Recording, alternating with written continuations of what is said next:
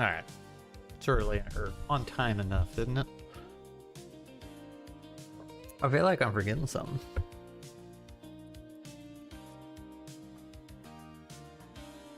Let's see. Just had to zip outside and get a package. It's all my tea. My tea got here. We almost had a tea crisis. Oh. But anyway, we're here, right? We're here, we're live, we're going. It seems like it. Let me double check. It super feels... everything's going like I forgot to do something. I guess because I just hopped from a call right into the stream. Technically, I'm not allowed to talk about the call since it's YouTuber insider stuff. But what I will say, since they said it's available, supposedly, I asked for a link and they never gave it to me. They were talking about getting brands connected with YouTubers more better than some other features. But I asked them, I was like, is this for big brands, big companies, or can like little people get in on this? Because, you know, and I told them, I was like, I'm in the ttrpg space and there's a lot of, you know, one-man teams out there, but they need promoted because they're making products. And they're like, yeah, they can get in on this. So I asked for a link that I could share around and never got it. But somewhere it's in Google AdSense. I'll go back and watch the recording of the meeting and see specifically what she said. But maybe it'll be helpful to people. I don't know. I think it might still just be easier for little TTRPG creators to just do what they've been doing. You know, reach out to people one by one and network. I don't know where the line is when you stop doing that and can use marketing tools like that. What kind of tea? I get mine in traditional cake. I've never gotten a tea cake before. Scrap one legless. I know, man. They did me dirty. That's alright. I think I kind of confused them with my question, too. It was probably not a good question to ask, but they opened the door. Yeah, I've never got a tea cake. I can... The place I get them from has tea cakes you can get, but I've never done one. I just get a bag of loose leaf tea. I get it from Yunnan sourcing. It's pretty good. And I was in a bit of a tea crisis because I order a fairly big box, I feel like. Get a bunch that'll last me for many, many months. And... because they'll have their seasons and they'll be out of stock of a lot of things. And then I got down to my last 2 bags on this last box batch that I ordered. And they're different flavors. And then I've never had a bad tea from this place, but I got 2 green teas last time and they both had jasmine in it. And turns out I hate that. Like, that is awful tasting. That tasted like drinking potpourri when it was warm, and then I was like, well, maybe it's better when it's cold. It was worse when it was cold. It tasted like drinking soap, and they both had jasmine in it. I was like, oh no, and I saved these 2 bags for last. I was like, I gotta get me some more tea. But they were supposed to get me through a couple more months was the problem, and sure enough, I got on. Like 90% of the stock was gone. I was like, oh no. So I got some more though. It's a close call. Green, black, usually green and black's what I get. I'm sipping on some black right now. But I got, the last batch that I ordered, I got some kind of green tea. They all got weird Chinese names and I can't keep up with them. And it was super good. And I wanted more of that, but they were out. Oh, it was so good. Green tea is for the weak of constitution. I wonder if you would like a Jasmine Lobo. That sounds like the dude from Dynasty Warriors. The tea is stronger in them because it's a dark tea. Interesting.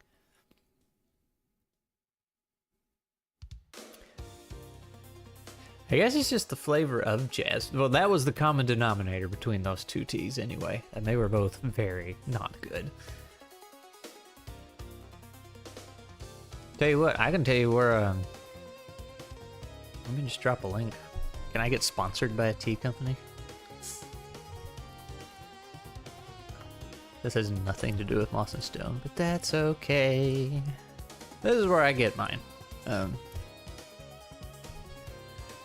That's where I get my tea. It's super good, and like, it might seem like you're not getting a lot of tea for what you're paying, but it goes a long way. You just need a little bit, and you can brew mini cups with it. Very, very good.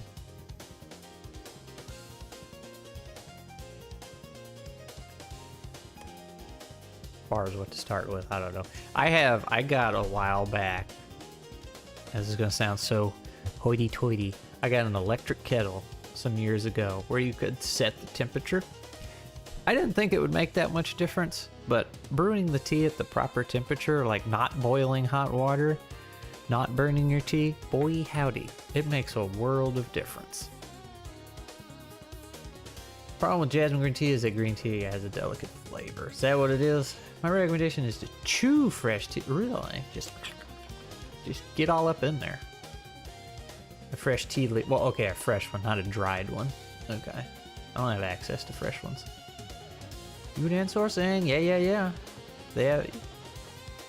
Yeah, the U.S. That's the thing. The U.S. branch is what will run out of stock. Like they'll just let it kind of clean out, I guess, and then they'll get a whole bunch. You can always order straight from China, and they're usually fully stocked. I feel like I've never run into that problem with them, but it does take a long time to get over here. Makes a huge difference. Yeah, not a cute difference. So anyway, we'll make some tea items for moss and stone. How about that? So there's our frog milk. We'll put that up there. Now I showed this off yesterday, right, when we were streaming. Let's see. I feel like anyway. Can I just drop all 3 of those? Yeah, look at there. This is our first piece. This is Jack. He's a named character in the world, and I was fine with these proportions, like how he's kind of puffy, if he's wearing a gambeson under there and, like, you know, got all the padding and whatnot. That's fine. But then I was like, but Jack specifically would not have that. So we took that off and just kind of gave him some leathers with minimal padding. So that's currently what he's looking like. I was kind of hoping I'd have a more detailed sketch today, but negativo. And just to clarify,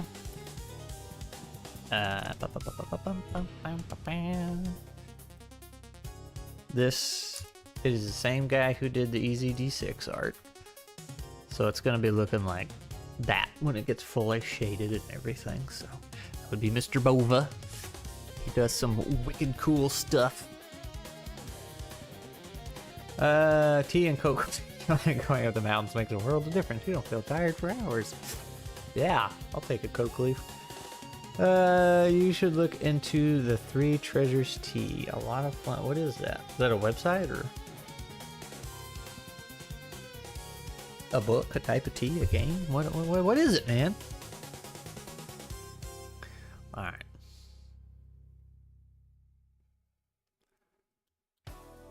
Anyway, that's that. So what today?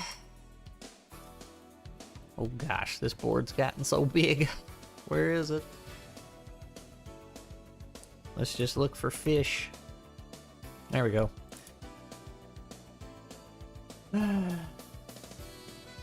Oop. It's covered. I see what you're saying. Wah! I'm silly. Alright. There we go. Now you can see it. That's weird how that does that. It's like a little... It's just weirdly cropped, my PDF thing. I don't know why it's partly cropped.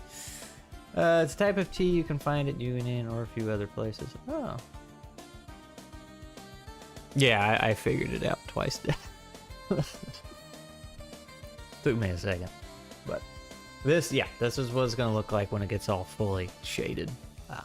Jack will be proper shaded, proper sketched. But where was I? Like, can I find this without using the search feature? Or is the map that big? It was circled in green.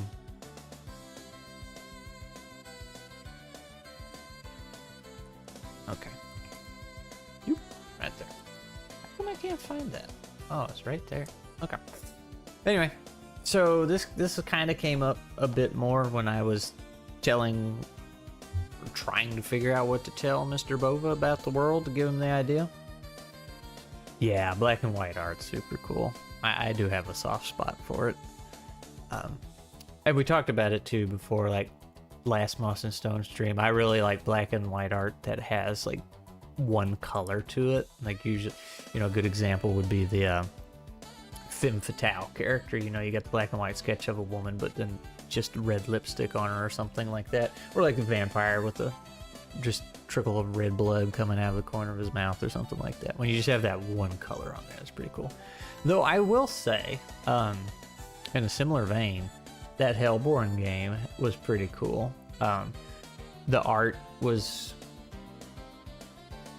Is flat the right word? It didn't have a lot of shading like the Easy D6 stuff, but it was black and white and red everywhere. There was a lot of red in it, which was super cool. I guess I could just pull it up with my... Oh no, maybe I can't pull it up. Let's see.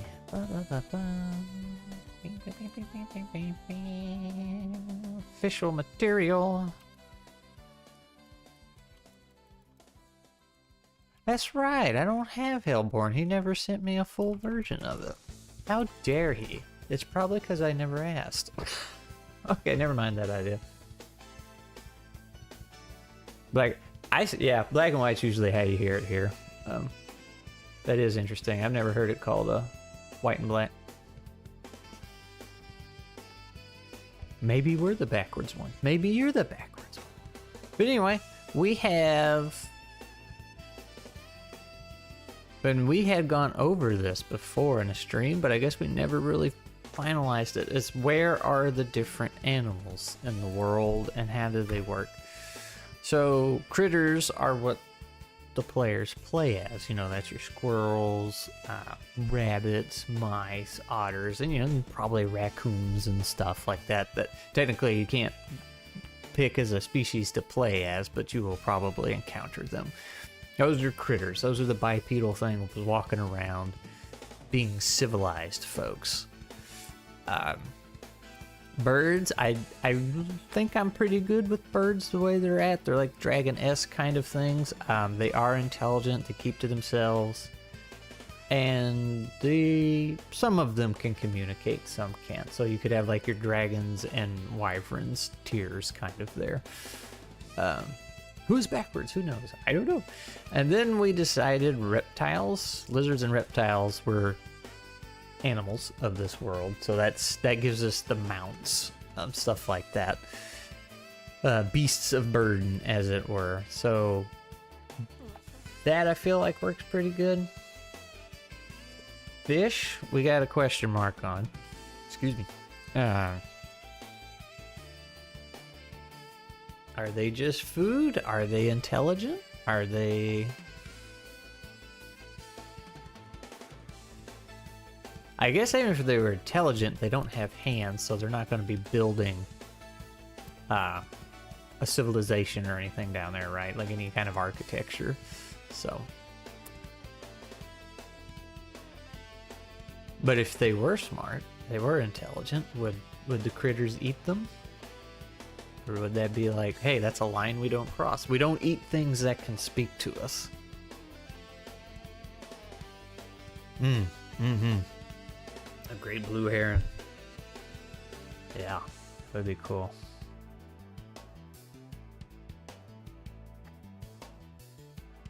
I guess you can't quite say things that speak we don't eat. Because some of the dragons, the birds, would speak. Just a force to be reckoned with. But that is kind of a cool lore sounding thing. It's like, we don't eat those that can speak. Would they speak common or their own language? Fish could be food and monsters, catfish can be like seeds. That's true, that's true. It could be like the dragon-esque thing. And Wisp, technically there's... I think it's a sandwich. A sandwich.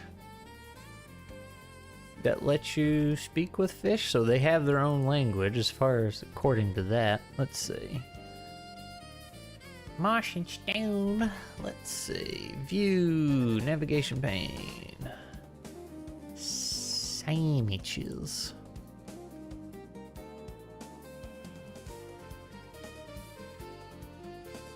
Was it not a sandwich?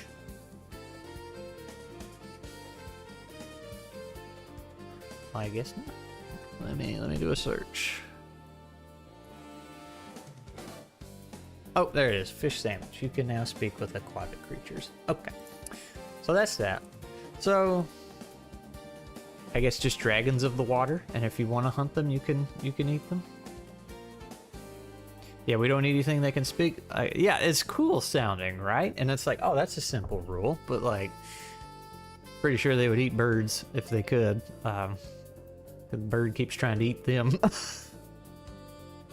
That might be like a sub-religion or something in the world. It's like, oh no, we don't eat what speaks, but not a moss and stone law. Frogs could be intelligent, and the froglings treat fish like the critters treat lizards. If I didn't hate frogs so much.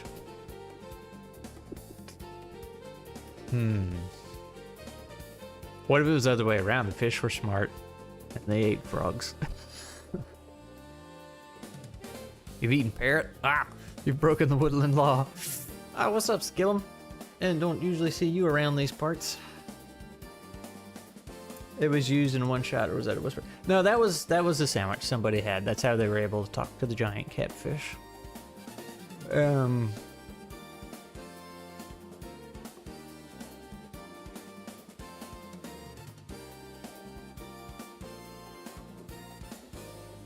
We don't eat those who speak unless they try to eat us first. The birds are fair game. So we can do this. What if they're intelligent but different language? Monstrous, so they eat first instead of trying to communicate. Safe to be eaten by critters. Something like that.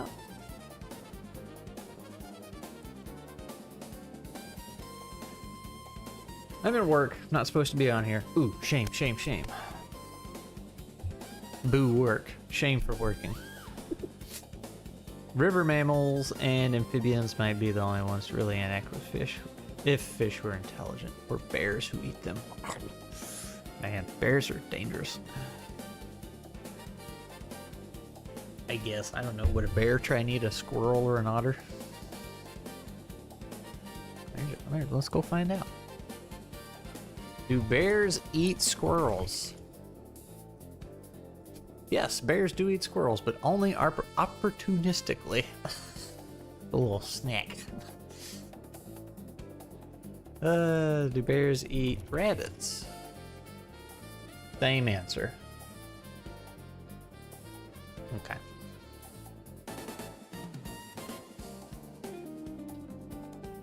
Fish being the intelligent ones and frogs are their hands. They are the ones that built their...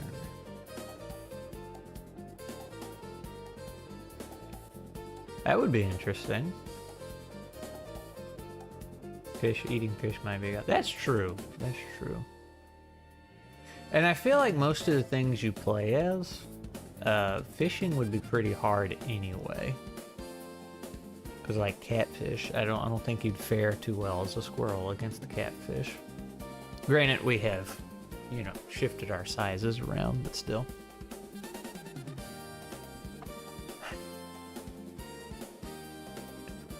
I like that idea, Twice Dead, but I feel like that's venturing off into a whole kind of other setting.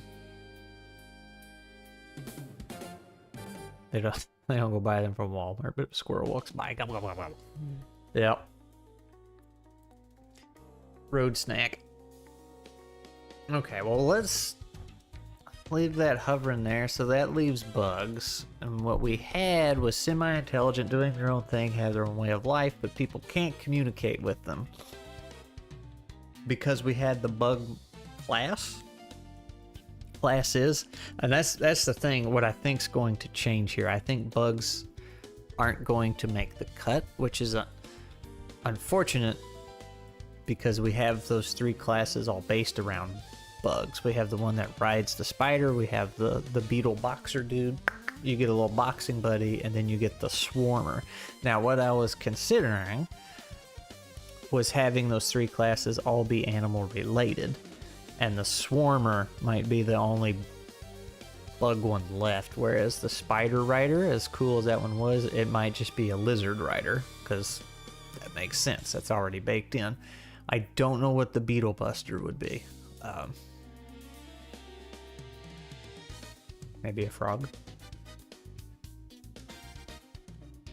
would be interesting. But the spider was such a cool mount too. It's like, oh, it can crawl up, you know. I mean, I guess a lizard can crawl up the wall and stuff too, but it had spider webs. But that'd be a big spider. So let's see. Catfish with froggy interns. I wonder about the ethics. If being able to speak is enough, even if you can't understand the language. So squirrels and birds can't understand each other, but they both know that they can speak. Yeah, that's what I'm saying. That's where it gets a little confusing. We talked about parasites. How do you deal with a tick that is the size of your hand stuck on your back? You would panic and freak out. Will there be crocs or gators? Probably. A hollow tongue gator would be awesome. What does the beetle buster do? And lizard cavalier is cool. Wolverine frogs break their hands and try to shame you. The beetle buster was basically you get a little shadow boxer companion with you. You're meant for hand to hand, pop, pop, pop, pop, pop, and you don't actually get to control your beetle companion. The idea was this was like a very large beetle that was upright like you. You don't get to control him individually like a summon. He's just, everything you do, he does in tandem with you. So it lets you get in extra attacks, but you would also take extra damage because technically there's 2 of you. And we could, like I said, we can completely scrap that for something else if we want to, like, squeeze a frog or something. A bird would be too strong. We can't have a bird rider. That would be a bit much. Unless you were like, yeah, when you're out in the open, they're fine, but when you're down in a dungeon, the bird's useless.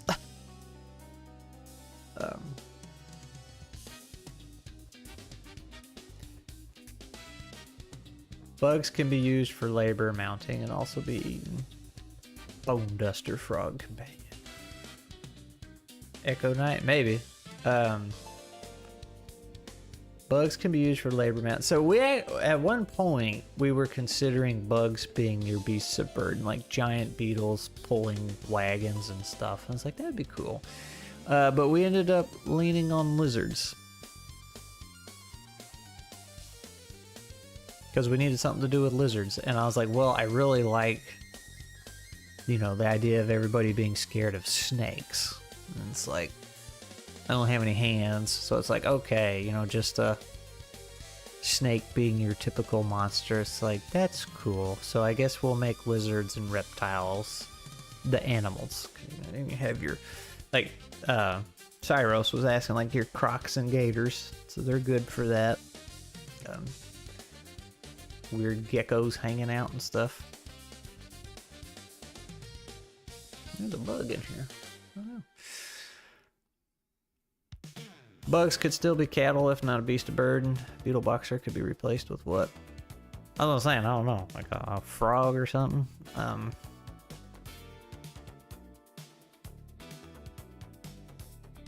Well, okay, could we turn all the bug classes into lizard-based things? So you'd have the lizard rider. Oh, what would the swarm be?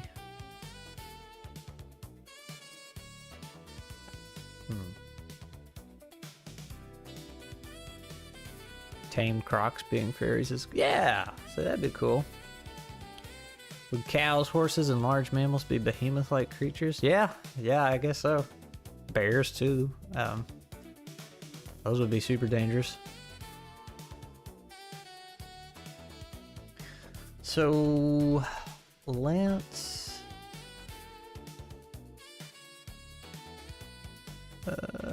let's take this comment with us. Go up here. Here's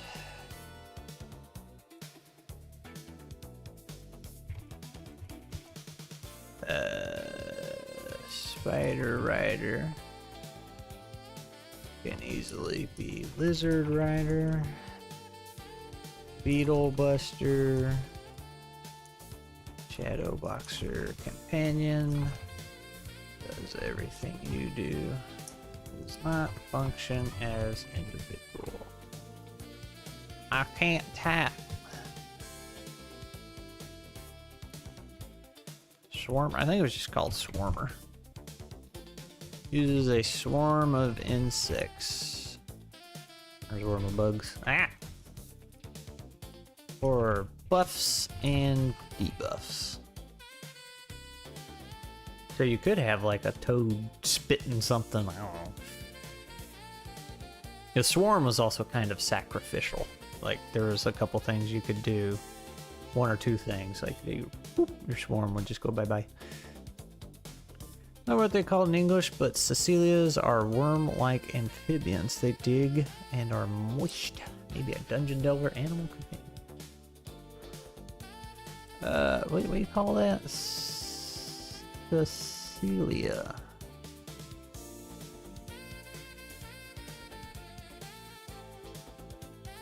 I'm getting people by that name.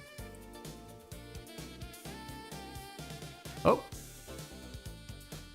Eee. It's like a big worm. Like a slimy looking worm.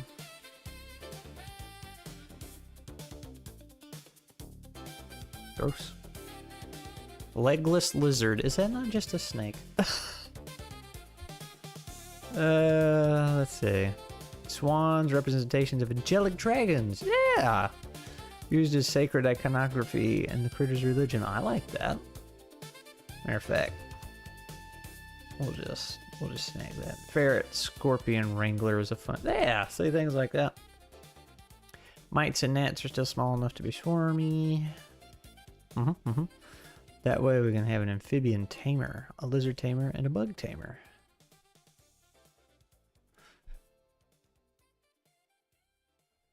Bears are just monsters, I'm pretty sure. I like that. That goes with the birds over here.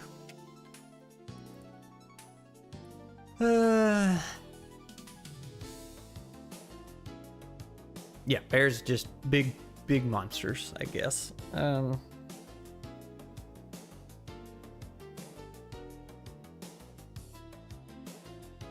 Maybe you could talk to it. It is just very grumpy, and if you made it mad, it would eat you because it's so much bigger than you are. It doesn't follow that critter respect.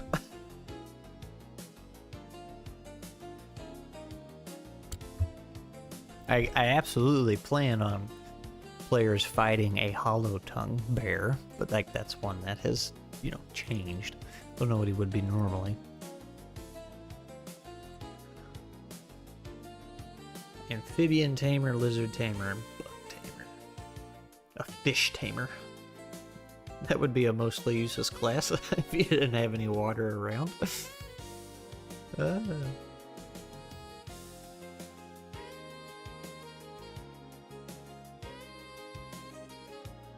Ogre bears, yeah. Yeah, that might be a good way to think about them.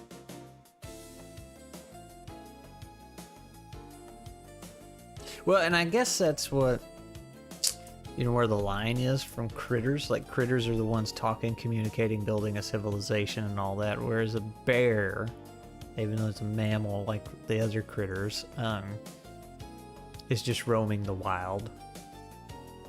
Maybe critters are the ones that have been blessed by the green voice or something. No, dogs and cats are definitely dangerous. Just animals, so. So if we have that weird wavy line, like between bears and the rest of the critters, and cats and dogs. I mean, do we have that weird wavy line with, excuse me, lizards too? Like, could iguanas be considered critters that you can play as, whereas a snake isn't? Maybe a bug artificer tinkerer? Taking bug bits and rigging them to your body like an extra pair of arms? That will give you... Well, that's, now you're getting into the harvester person. Like, it was the witch doctor, and I think we decided just to call it harvester, where it takes bits and bones from things it kills and gives it buffs, temporary extra armor and weapons and whatnot.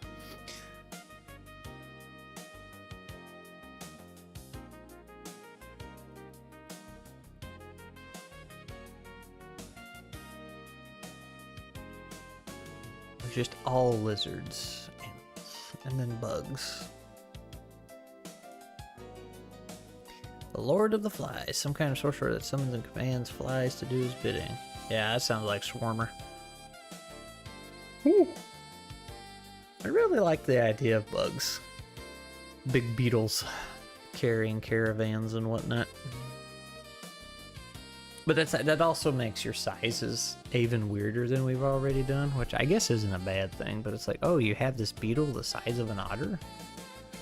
But I guess you do anyway with the beetle boxer, or buster. Lizard Rider, Frog Tamer, and Swarm Master could make for some... Yeah. Yeah, I'd say your Frog Tamer could be... Well, so right now the Spider Rider, the idea, a lot of your perks that you get for that are when you're on the spider. When you're on your spider, you get a lot of extra benefits and perks and inclinations and stuff. But since it's such a big creature, it's like, okay, this might not make sense down in a dungeon, so there's... I guess I could just read it. Spider Rider. Alright, when you're mounted, you get an extra boon to your archery. Or no, you can crit lower. That's what it is. You get, when you're on your spider, you get an extra boon to your predator rating. You're able to carry more stuff with your spider. You get a better armor save on your spider. But then if you're down in a dungeon and you can't ride your spider, that's when your spider becomes a summon, basically, or a pet, or whatever, a companion. It's not two completely different creatures. Like, you can move each of them individually, but only one of you can make an attack per combat, or per turn. Armored war horses. Yeah, man, that's kind of what I was thinking. Let's see. Yeah, okay, she plays on. Let's see, the Swarmer.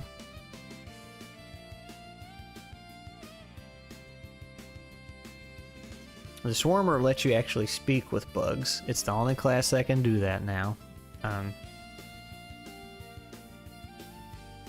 you have a swarm of insect of your choice.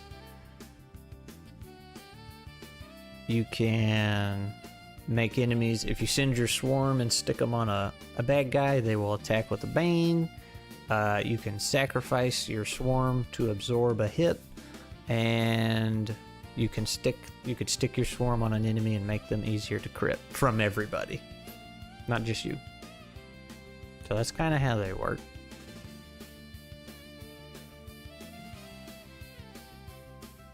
Spiders could maybe climb vertically. Well, that was the thing. When you were the Spider Rider, you could just... It could crawl right up the wall. But if you have a lizard, I mean, they could do that too.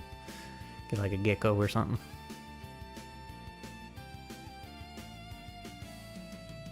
So I guess we could make these pet classes, right? So you could have a small gecko, good for getting into things. Or is there any kind of lizards that spit stuff?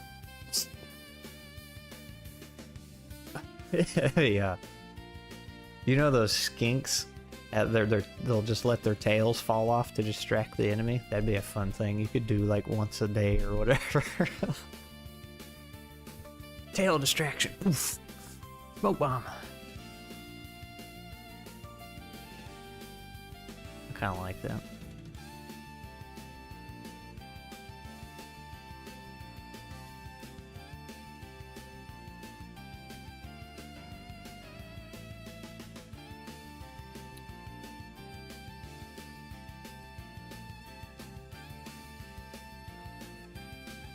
That's a big ink.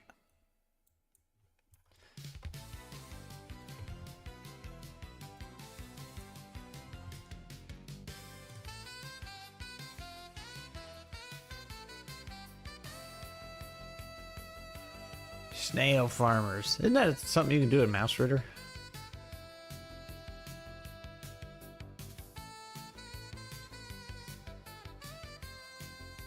The devil lizard shoots blood out of its eyes. I feel like I've heard of that one. That's so gross. Roly polies. Little armadillos. Just try and throw stuff against the wall for it.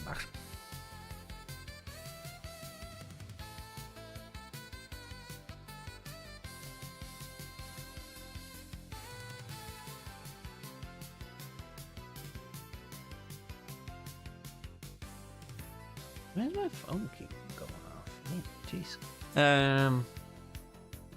Let's see, bugs.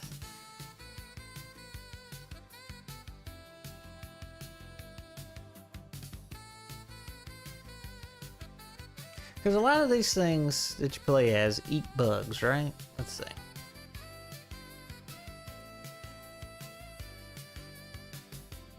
Do rabbits eat bugs? No, rabbits are like specifically herbivore. That's right. Do squirrels eat bugs? Pretty sure they do. Squirrels eat a variety of bugs. Do otters eat bugs? Otters eat bugs. Do badgers eat bugs?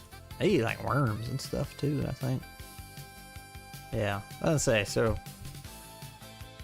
Everything minus the rabbit, like, eats bugs, so.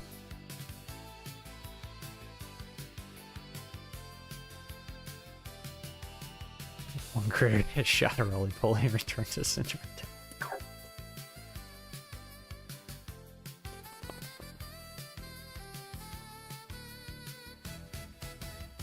So if the bugs weren't intelligent, we could make them like lizards, just... They're just there. Dude, hang on. Do squirrels eat lizards? Yeah. I know a badger does. What else can we play as? I guess a mouse would if they could find one small enough. Otters? Alright, and stoats eat everything, including the other players.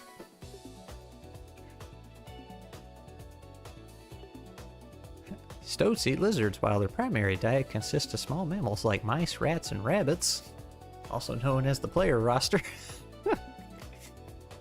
They also eat lizards, amphibians, insects, fish, and carrion. Yeah, stoats eat everything. Alright.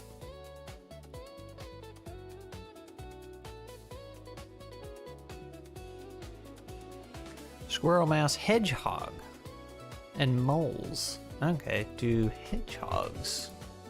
Not that this has to be particularly accurate.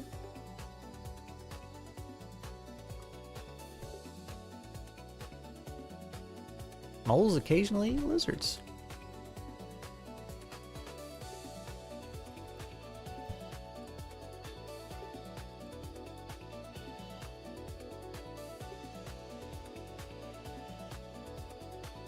Here we go.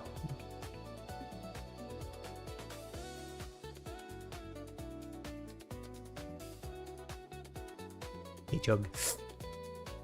Oh, anteaters. Those guys are big though.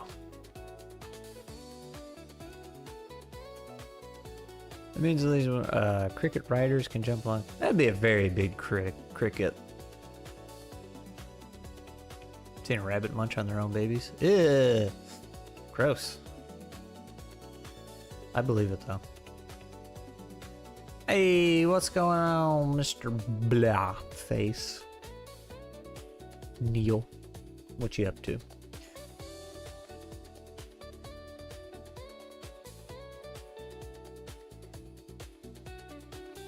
Okay, so I'm thinking we can make bugs as is, just bugs. They'll be smaller than all the critters. We're not going to scale them up, and they're going to be a food source, as are reptiles. So everybody's going to eat bugs and lizards.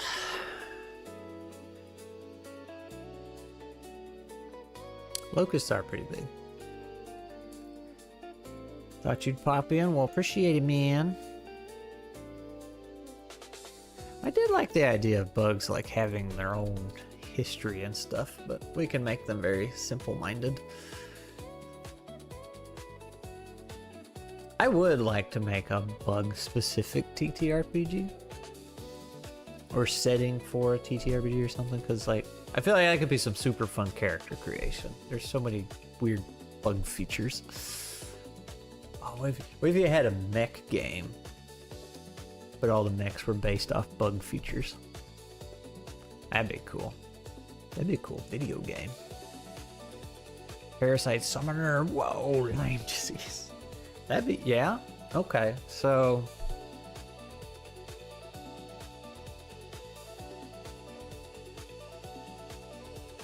fish are gonna be dragons of the sea.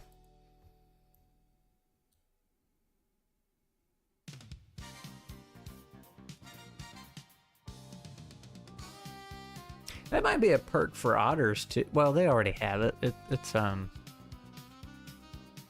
let's see.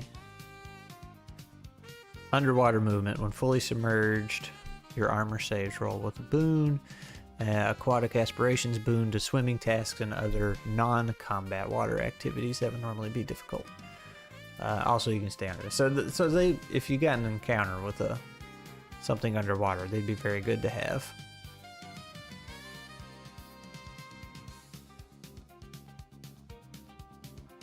And plus, they can just make stuff, which is pretty darn cool. Chinchillas. You could probably play as one of those, like, just use the mouse species and flavor as a chinchilla. May you ask a question? Yes, Mr. Twicestead.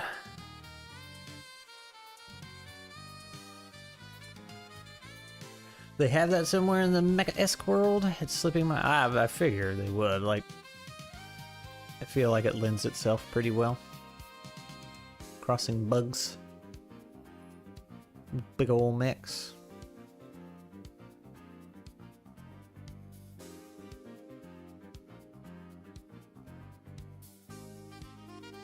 Beavers! We thought about beavers. Decided they were a little big, and then we added a badger anyway. There's a lot of different things you can do. You can add, like, there's... and you'll encounter them, you know, all through the game and stuff that you're playing, if you want. Like, it's up to you, right? It's your table. And if you want to play as a beaver, you can. I'm just adding a handful of species to play as to keep it from being too complicated. Too long a list to pick from. I get the feeling that Moss and Stone is based on North American woods. Are we limited to animals of that? Yeah, see, like, we wanted to start adding some weird stuff, and then we were like, okay, we're getting animals from all over the world, so we tried to make them kind of local. So, now, we could have little adventure packs we make later with more species, you know, like the Antarctic pack or something. We've joked about it a few times on the server. Moss and Stone DLC. Ice and Snow instead of Moss and Stone was the Arctic one. We came up with a couple good ones. Hedgehogs. Well, hedgehogs you can be. That is one of the official ones you play as. Hedgehog. That's why we have this guy over here. It's Peter's favorite. Okay, so bugs are bugs, lizards are the animals, and then I guess some bigger animals are also just animals.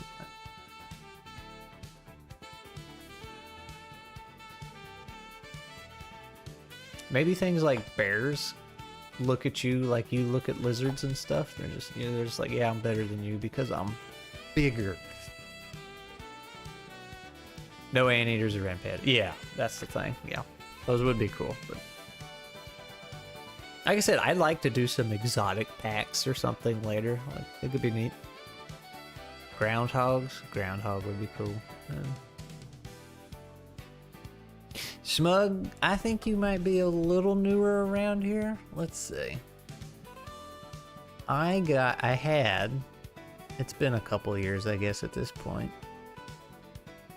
Let me find him. I had a groundhog living in my backyard for a couple years. And I took very good care of him.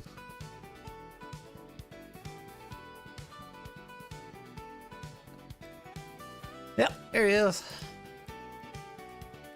There's Hoover. You can see the peanuts in front of him. He just lived under my shed. He just come out, get some peanuts and hang out. I mean, he's pretty chill groundhog. I say he, but it was a she because she had a little Hoover 1 year. She retired in my backyard. Skunks and possums. We voted, so we had a vote on one last playable race, and possum was one of the choices, and it almost won, but stoat was the one everybody voted on. Invasive species on the table are a monkey. Ooh. Monkeys fit in this. Python. Well, pythons would be the lizards, so.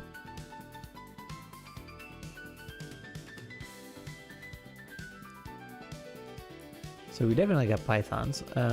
Monkeys. Man, yeah, where would... There's like small monkeys, right? Obviously bigger than that, but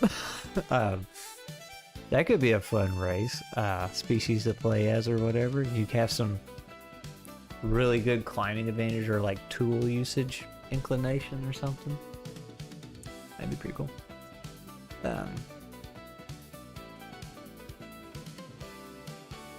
Yeah, Hoover was cool, but the groundhogs only live 1 to 3 years, and she was in the backyard for 2 years and was fully grown when she got out there, so I think she had a long, full life.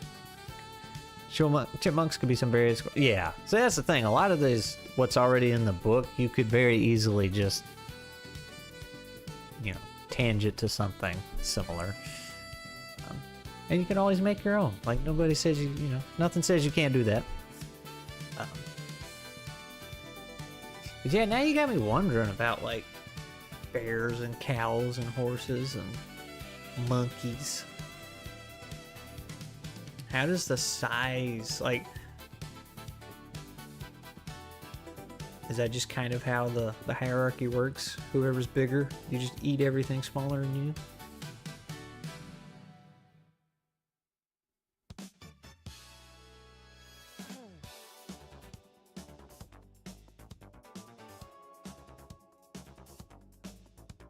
Didn't we have... Hang on. We have...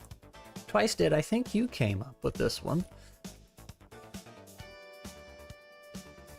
Barebone City. A village of nothing but mice. A large bear skull adorns their front gate. The story goes that the village was originally built within the bones of a bear that had been slain by mice. While the inhabitants are a bit rowdy and wild, they're generally good folk and don't mean harm, so...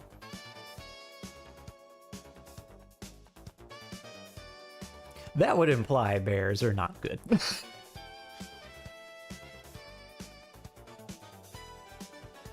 Florida DLC. Yeah, Smug, you can play as moles. That's one of the species we have.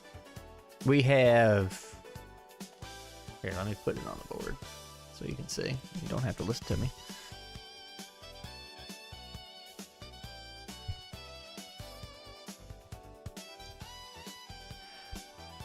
I think the flavor text was mine, Twice Dead, and then you just you had the idea of a city inside bones, and then we were like, what about bare bones or something like that.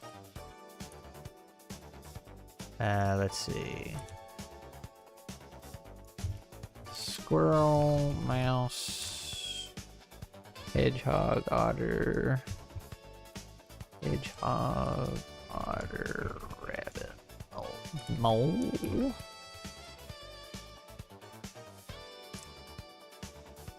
Technically, that's supposed to be a hare. What'd I say? Can I like put this over here where I can actually see it and not keep minimizing it? All right, we got squirrel, mouse, hedgehog, otter, badger, mole, hare, and then stoat. These are what you can play as. Let's zoom in so you can see.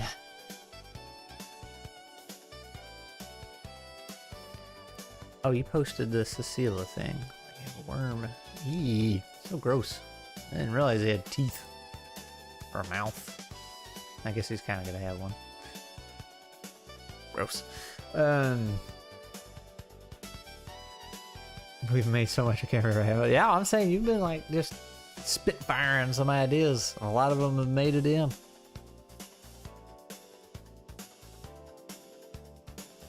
Okay. So, different language. What if fish were like super wise?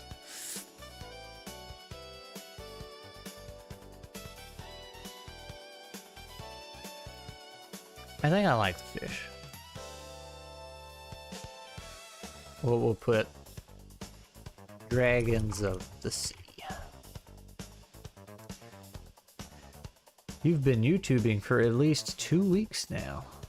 Is that all? Only 2 weeks?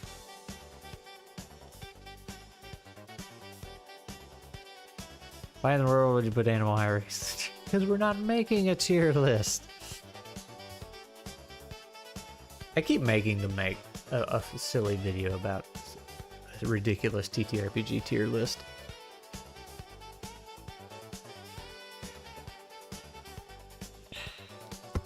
One day. Speaking of, my next video will be my 99th video, meaning 100, number 100 is coming up. Maybe we should. I guess we could.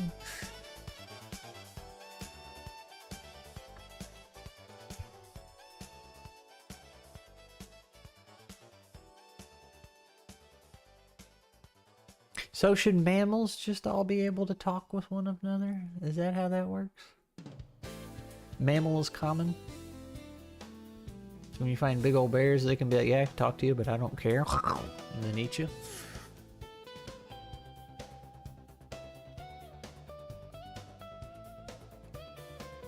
That might imply you could convince a giant horse to help you. I mean, imagine a whole party, like you got a badger, a squirrel, and a rabbit, and a couple mice on the back of one horse just running across the plains.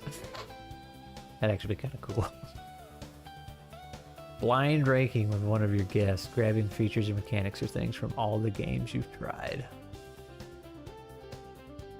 I did make a video a while back that was just like snazzy mechanics that I really liked from various games. That one did pretty good. And it was fun to look back at all the stuff I played. It's like, oh yeah, I really liked that, you know. Critters are told to stay away from the sharks, but the dolphins are the real ones to look at. A legless salamander is what it looks like. Critterish. I like that. So look at this. Smug's working his way onto the board today. Ta-da! Alright. You speak Critterish. It implies a horse is a critter. I don't know. I think of critter, I think of small creatures you keep as pets.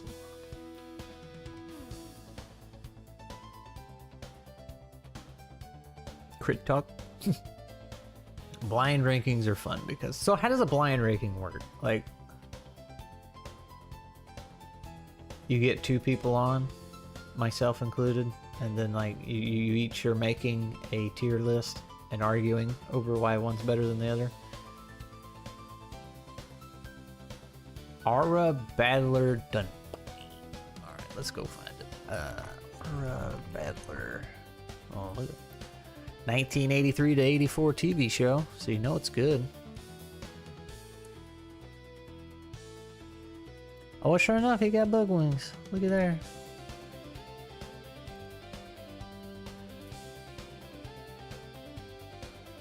There's also, you know, the Beetleborgs, which was like, it's not mechs, but I guess I just kind of have some of those Power Rangers, but they were Beetles.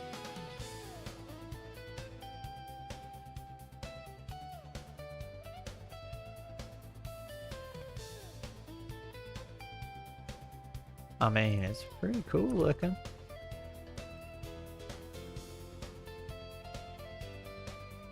There's some better pictures here.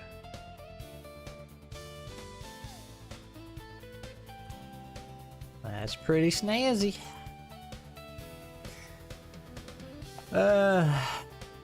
Giant animals can't talk with critters. A moose can scream at the bear, but both they sound like, ooh. That's kind of interesting. Person A lists the thing, person B has to rank it 1 to 5 without knowing what the other 4 things are. Oh. Justify your order at the end. Okay.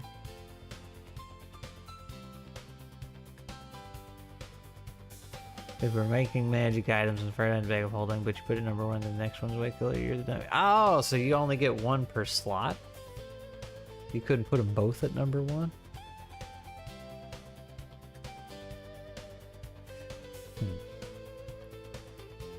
Interesting. Alright. So let's say that's the rules right there for the different creatures. Well, how does that affect? You wouldn't have a spider rider. So I mean, I guess you could, but lizard rider's right there, or lizard tamer. So let's do this.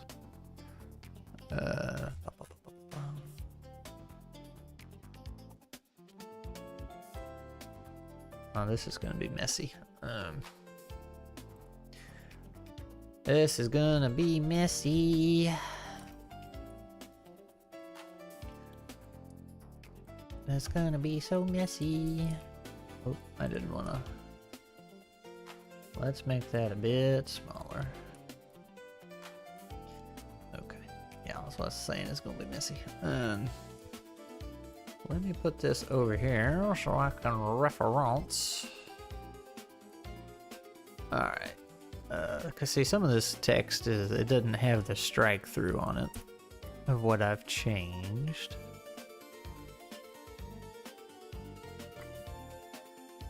The cavalry.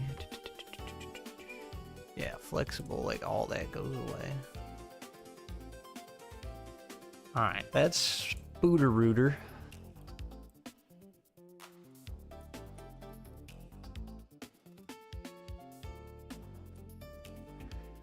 So you have a tamed spider large enough to ride. That can stay the same, right? Tame spider. Let's do this.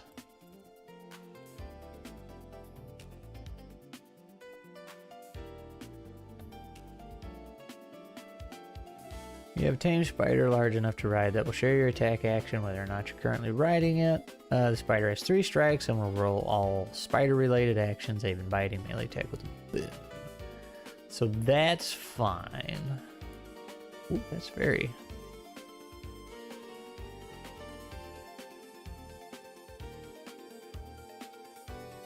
It kind of looks like a highlight. You just say lizard-related actions. Boon to ranged attacks, that is the same, because you're like mounted cavalry.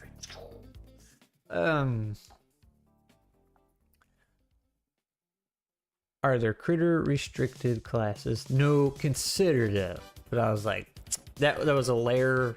It could make things interesting, I thought. And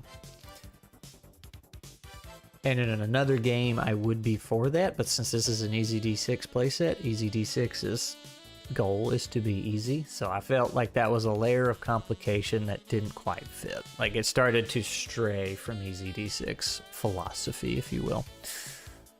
So, if you're mounted on your spider while shooting, you will crit and crit confirm on a 5+. Take note, even while you're mounted, the crazy you still fight your bane to shoot you at melee distance. Okay, yeah, that's the same. Arachnophobia, this would not work. That's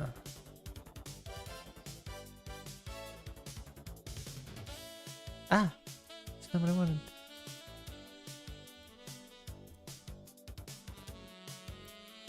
Like red.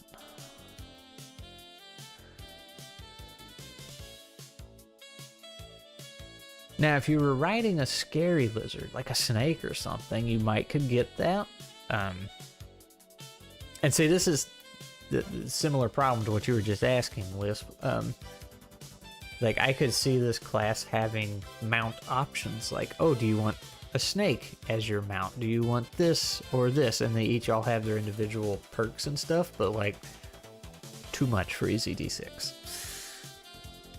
Not saying Easy D6 can't handle it, but what you expect to get from an Easy D6 game, it's like, okay, we gotta keep it simple. Saddlebags, that's fine.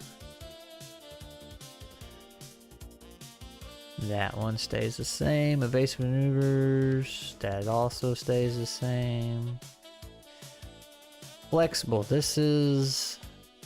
You enter an area too small to comfortably or sensibly ride your spider. You may dismount it. The spider will be able to contort itself and move easily. So I guess you could do that with your lizard. Would that make sense? I was thinking the spider, like, they take up a large space because of their legs, but they can get up small and go through stuff. You know, lay down flat, get under small areas.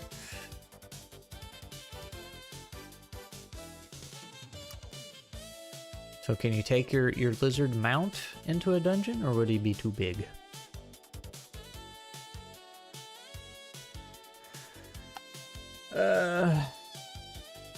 Outside the woodland, there are the sad giants. The horses and cows and sheep, they talk of bygone eras, strange hairless beings. Ooh. We do not venture. So, that's super duper good.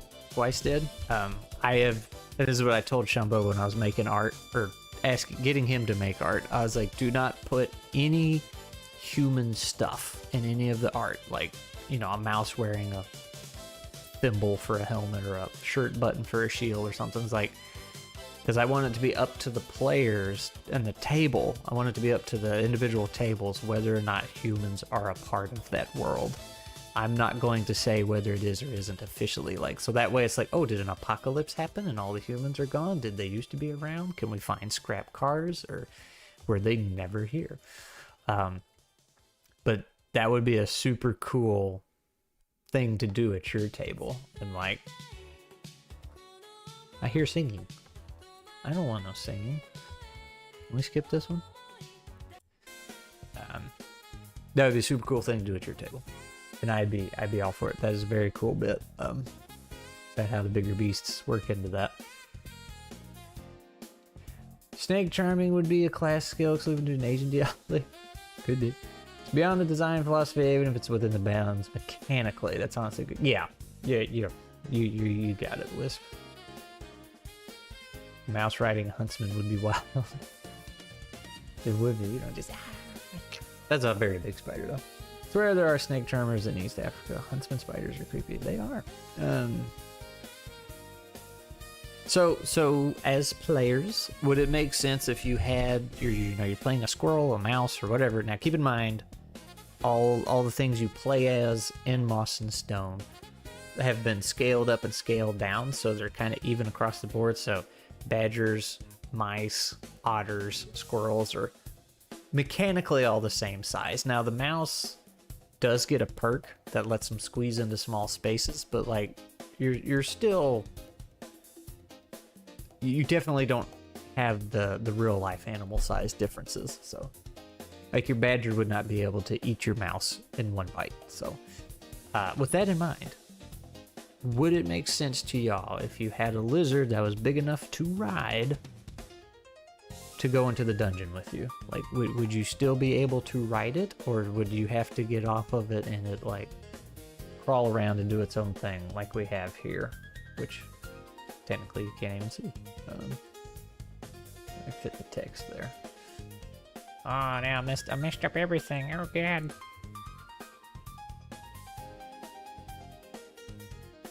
I messed it all up. Oh yeah.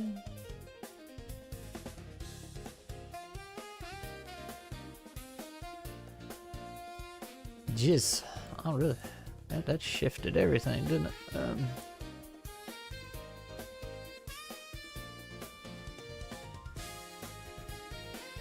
Oh no, wait, that was a red one.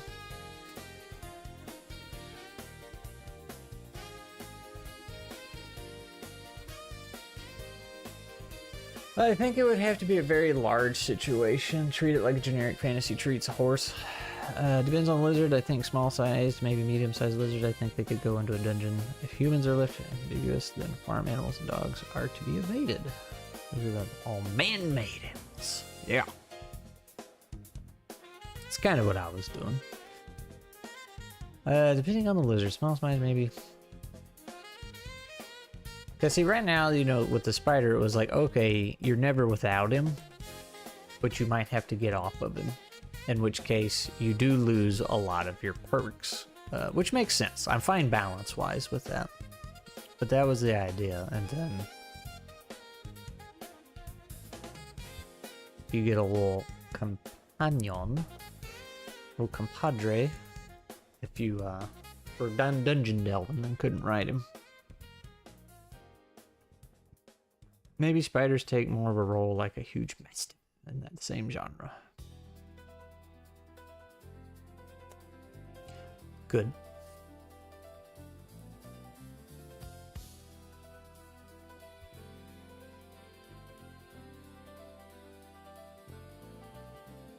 I'm just thinking, you know, so you got like... This is gonna be some terrible art. You know, you have... Oh gosh. You got your adventurer. Can we draw him on a lizard here? You got a sword in hand. And I guess this is a... How do you draw a squirrel tail? I don't look like a squirrel tail. So anyway, pretend that's a squirrel, and then you just have this big lizard. I'm not gonna say what that looks like. I gotta make it not look like that real quick.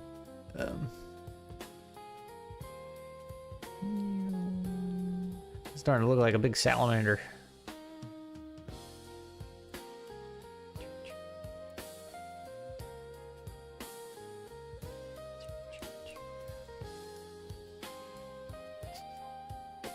Does that make sense to take into a dungeon?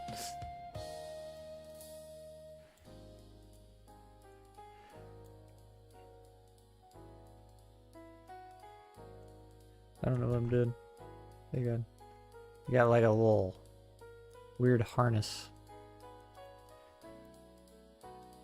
I guess that'd be like that. And then that away. Max is huge, but it's kids. Do critters have pets outside of companion jobs? Maybe bugs and lizards, I guess. You know, very, very small lizards. I don't know if there's any that small.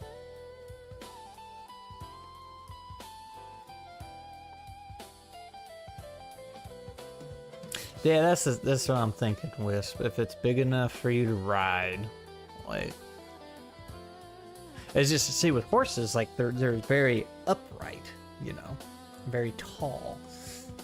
Whereas lizards are flat, like they stay on the ground. Usually their bellies drag, so it's like, okay, you're not getting much taller when you ride a lizard, but they do take up horizontal space. People took mules to treasure missions IRL, so I don't see all that. Yeah. It's just weird. And it might just be a table thing, like figure out at the table, because some dungeons are spacious, but sometimes you might have a really tight hallway or dungeon or something. You'd be like, yeah, you can't get your companion in there. Like, what are you gonna do? So.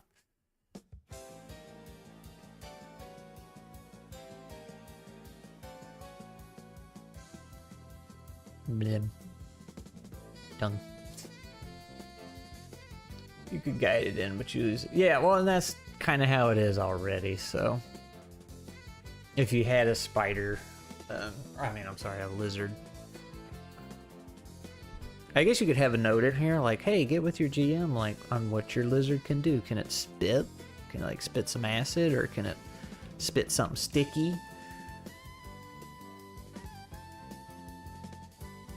Which is kind of how base EZD6 is. Let me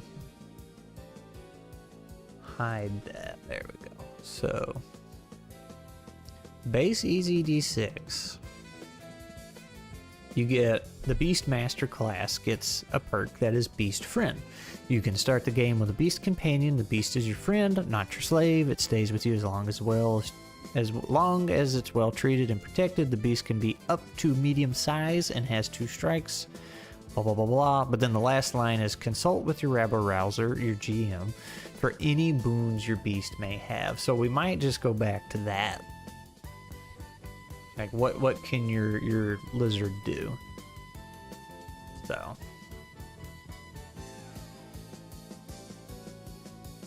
Player give their lizard a special feature, something like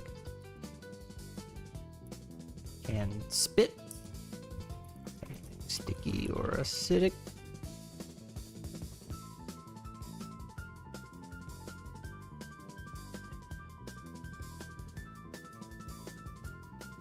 Can grapple enemies with its tail.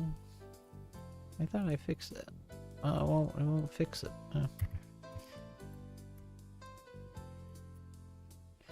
Can crawl on ceilings. Walls should probably be normal. That was another thing I liked about the spider. It was all kind of implied. It's like, oh yeah, spiders crawl up walls and ceilings. They make webs. You know, you could do a bunch of fun web shooting stuff.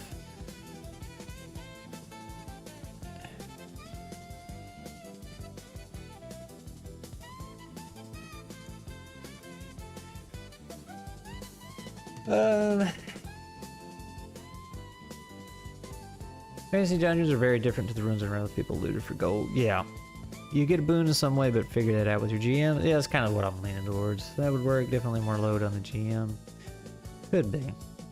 I've been reading a lot of the historical basis of magic, and treasure sorcerer was an actual job because pagan gold was thought supernatural. Interesting. Ooh. Ooh, ooh, ooh. See if I can get this. Looky. Ah, damn you, bird. Every time. Well, y'all got to see him a little bit. I've had these 3 crows, or ravens. I don't know what they are. They've been coming around, and they've been messing with me.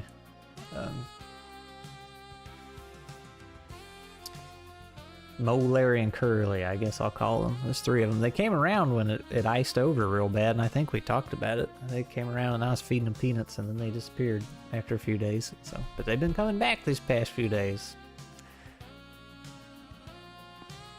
And they keep hanging around the window messing with me. And every time I try and get a picture of them, they whoop, fly off. So one of them brought a pork chop.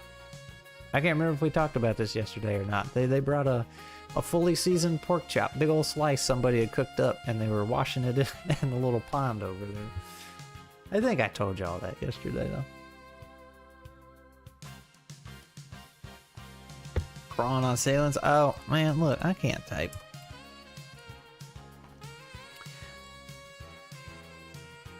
Crawling lizards are scary. Yeah. How you feel about a lizard rider mustache instead of a spider rider? I feel like that one can stay mostly the same. This just needs some work. So if that's that, Swarmer can probably be the same, except speaking with bugs. I don't know. Seasoned terribly to be washing it off. It might have been. It was fully cooked though. So what are we gonna replace the Beetle Buster with? A frog? Frog flipper? Different things you can do with different beasts. Roman and Norse god can disguise itself, give you some illness, poison you. One guy worked as both exorcist and sorcerer. The treasure sorcerer. That's pretty cool sounding, honestly. So let's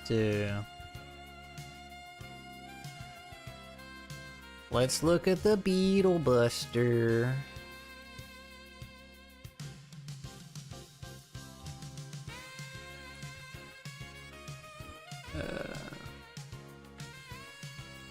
This all went away. And I think that's it. Yeah. Okay.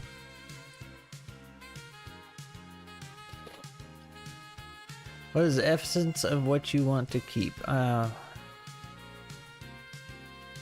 only getting like every other twice dead comment on it. Well, why is that? Is he getting censored? Oh, wait. Do you have it set to live chat, Wisp, or top chat?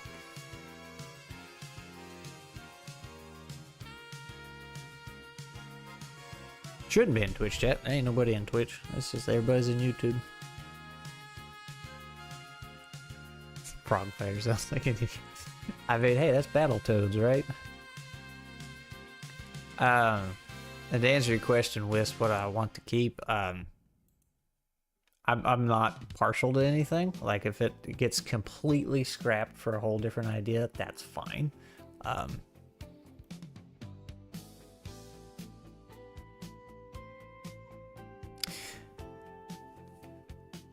If we had a lizard rider, a frog one, and a bug one, what if they all let you speak to those individual things? Like the lizard rider lets you speak to lizards, then you could speak to fish, and you speak to bugs? Or I mean, maybe we should remove that, because the swarmer can technically talk to bugs. We might remove that. No speaking with these weird things. Only have live as an option? Oh, interesting. Fixed. Did you want it to remain companion? Well, yeah. I mean, I guess. As far as it being like your little boxing companion, it doesn't have to be. But, like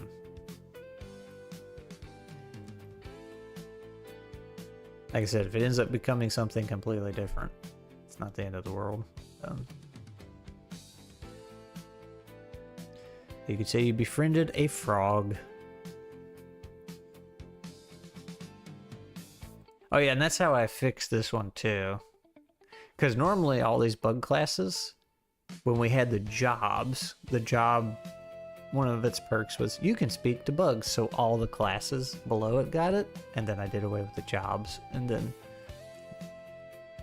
I gave it to where it was only the swarmer had the ability to speak with bugs. So this one, it was how you are able to communicate is up to you, sign language, facial expressions, thoughts, etc. So we could leave that for the frog. That's fine. So let's say if you befriended a frog of equal size to you and is a brawler, he has no actions, strikes, or armor of his own, instead works in tandem with you. That could stay the same. Beetle Boxer becomes a frog fighter and you got a frog on your shoulders throwing. Maybe he just like lashes out with his tongue. So, you know, instead of the shoulder turret from Doom or Predator, you have the frog turret and his tongue just That would be so silly. But there's like, you could flavor it that way if you wanted, and it would change nothing.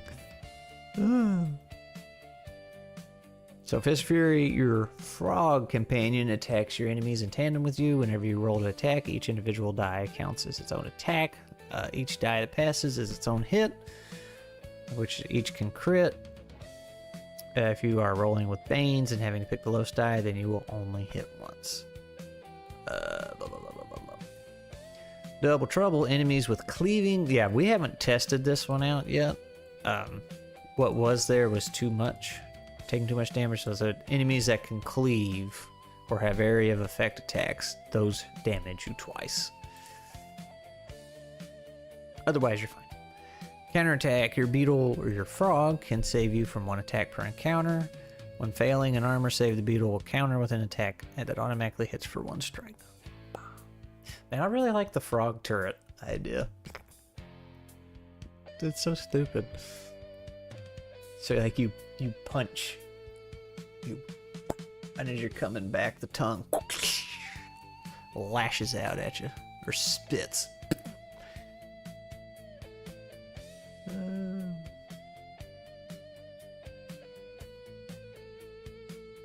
I was asking Essence Fist Fighter companions, yeah. So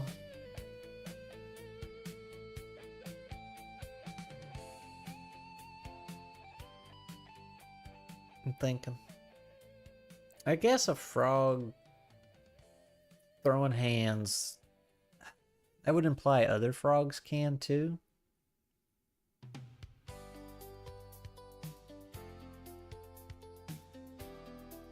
A froggy backpack.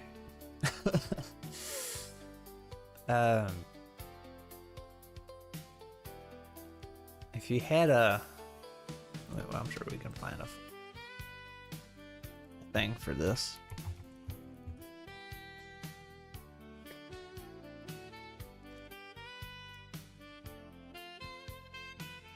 All right, well, because we live in a time, the first image I get is AI, but it'll do for now. If you have a frog throwing hands, it's gonna look something like that, right? It's gonna be upright, whereas we were keeping lizards and amphibians not bipedal, keeping them how they normally were. So maybe we do need the frog turret. We won't call it the frog turret, but that is the inspiration. Let's do this. Doom. Don't you have a shoulder turret in Doom? Which Doom game was that?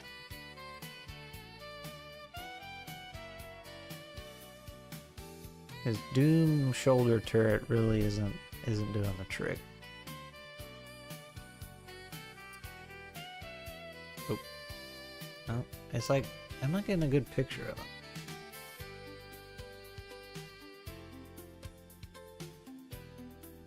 Oh, that's something somebody edited in themselves.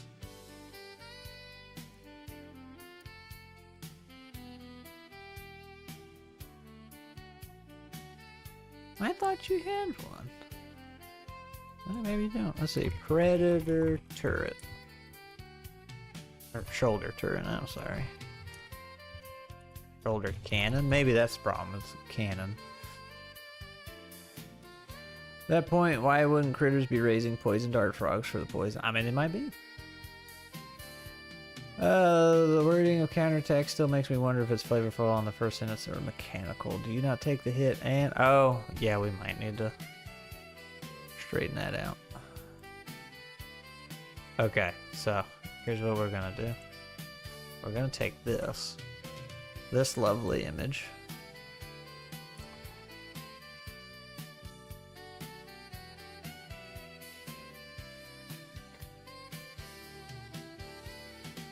It'll work fine.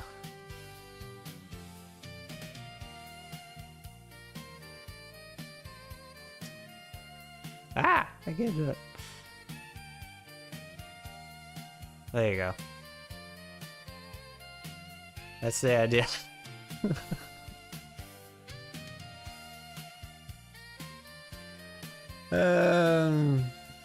Dart frogs are South American, and that's true. That's a good point. Otherwise, you get bears, pandas, and I mean, you might get some bears still. but not anteaters.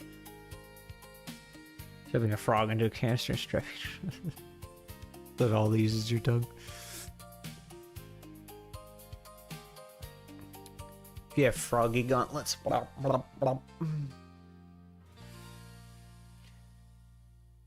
Oh man, the frog turret is OP.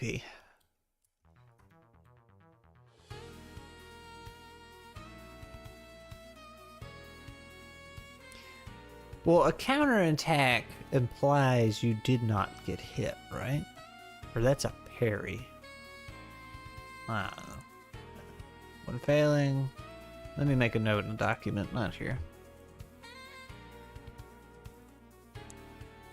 Do you still take 1 damage, or does it block the attack entirely? Question mark.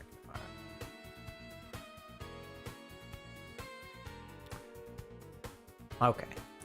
So I'm thinking we don't have upright bipedal frog boxing. But without getting too silly, pocket frog. Yeah, what is a way we could use a frog? Or a lizard in some way.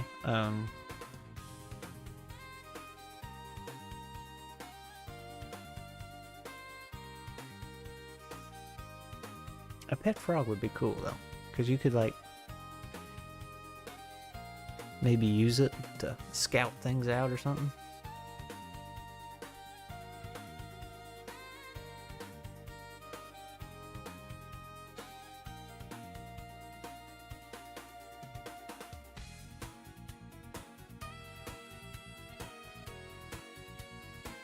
I almost wonder,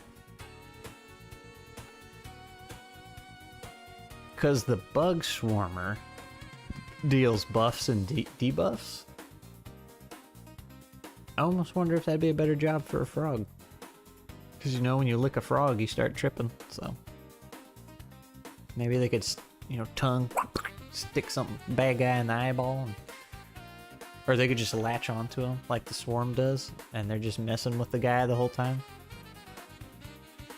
Not enough behind those eyes to scout. Hairy frog. Ew. Alright, let me try it. Hairy frog.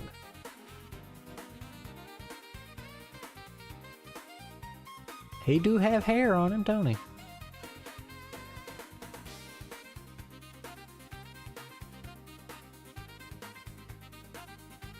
That's the last thing I wanted to know existed, was a frog with hair on it. I hate frogs.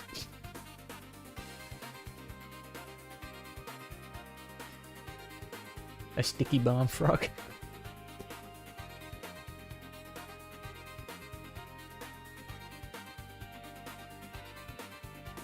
Okay, well hang on. So what if we just flip this around? Beetle Buster is your swarm.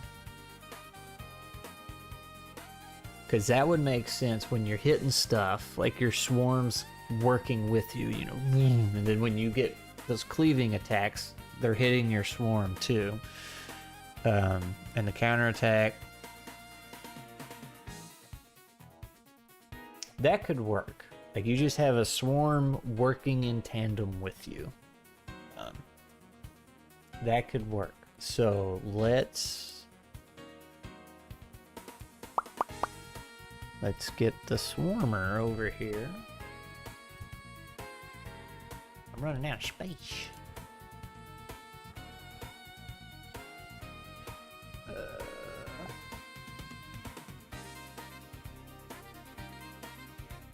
Crabsoft, I don't think you're still here, but if you are,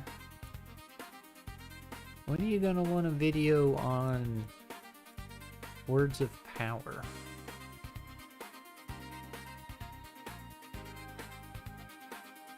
If you're not here, don't worry about it, obviously, because you're not here to worry about it. Okay. So what? And we make the swarmer the frog one. Not a swarm of frogs, but like, you know, shoulder frog turret that does debuffs. So This one would have to go away. You're speaking with things. That's gone. That's off the table.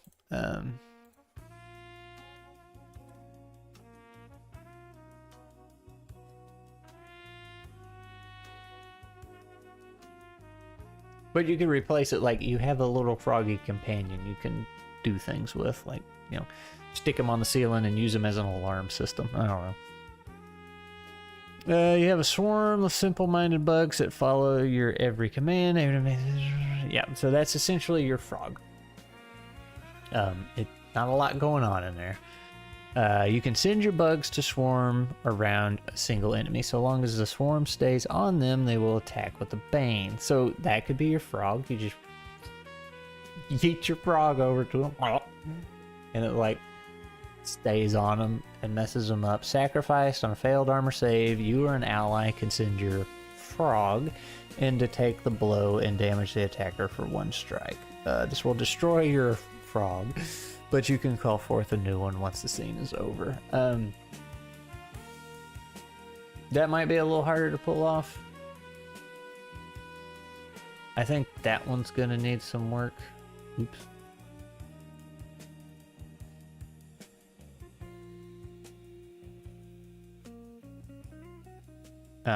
Because with the swarm, it made sense. Like, well, bugs are everywhere and they're tiny. You can just find them in the walls or something. You know, pull some cockroaches out or something gross. Finding a whole new frog would be a little more difficult.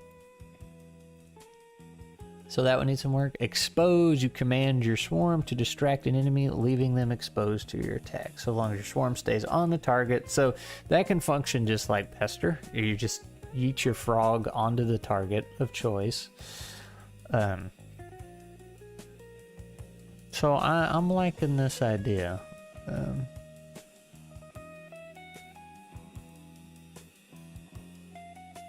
Those work.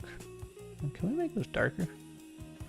You know, gotta focus on the important things here. Toad Herder as a replacement for the Swarmer on Lost. Well, hang on, let me catch up. A Sticky Bomb, a Frogadier. If you are near water, you can call upon a new frog after sacrifice. That might work. Yeah, so I guess, are you not lost anymore twice dead? It's not a whole horde of frogs, it's just one. So if the frog...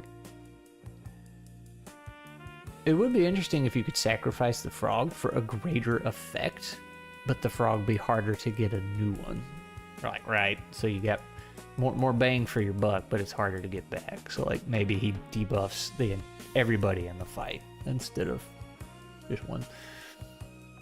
Like he explodes, you know, in his guts, messes with everybody. My idea, you'd roll a d6 table and get a new effect randomly. Oh, I'm sorry. Maybe specific frogs for buffs and debuffs. You can only have 6 on your... Wrong frogs. Just one frog. Although, I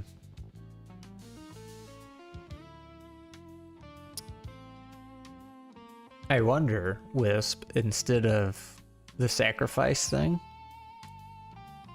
since we're losing a couple things here, if we could trade that out for a table that has so with the lizard one, you kind of get to make an ability. What if the frogs came in different variants and you could pick a specific one? Would that be too much? Swarmer took the boxer and we were going to make the remaining progress. No. But the Swarmer is going to replace the boxer. Because it makes sense, like the swarm's moving in tandem with you, so that mechanically will function the same. It won't be a boxer Swarmer, but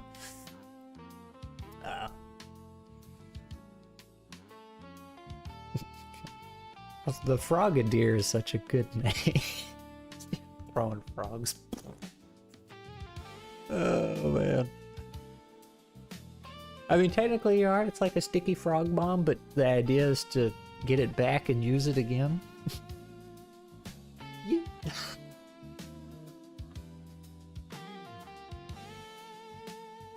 In case of death, you can get a new frog if your frog gets stunned for the rest of it. Yeah, that would be...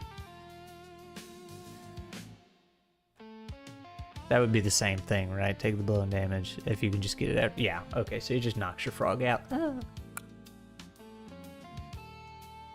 That would work, probably.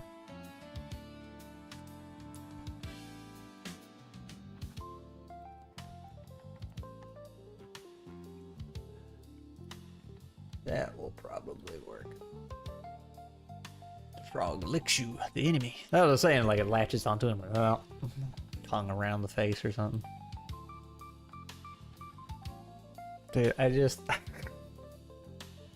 These are times when I wish I could actually draw. Because I could just imagine, you know, the critter character, badger, squirrel, or whatever, with the belt and just frogs, like bullets, and individual little holsters. You just pick one out. Oh, man.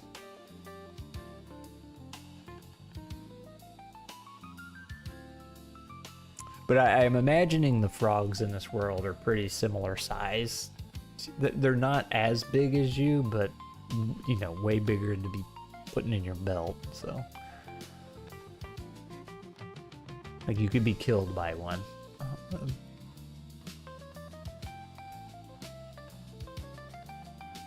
Got that frog in there.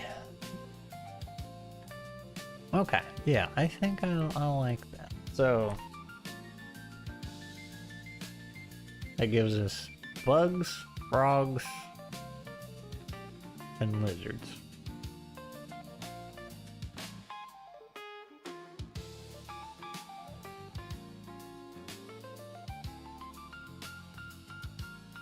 Prince is biting his arm and not letting go. Yeah, man, just get this frog off of me. Oh, you got some tiny frogs down there. What are they? What are they called? I mean, I probably still won't go that route because I feel like you'd have to keep up with ammo, which is something you don't do in EZD6. Your frog ammo.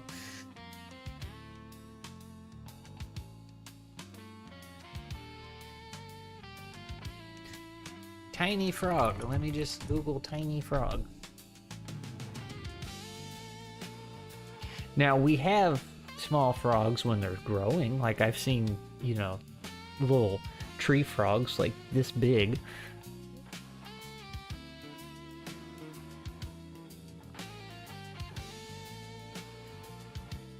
These are some tiny frogs, but I can't tell, is that like full-grown frog, or... Or is this just a baby frog?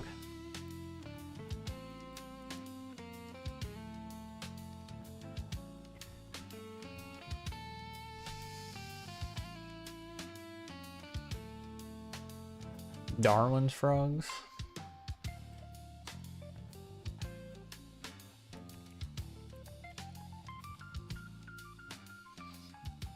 It looks like a leaf.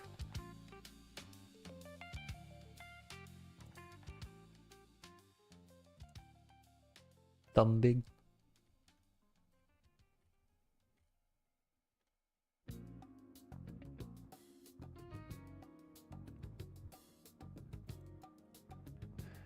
Leothanax. I can't read that. But that is a very tiny frog.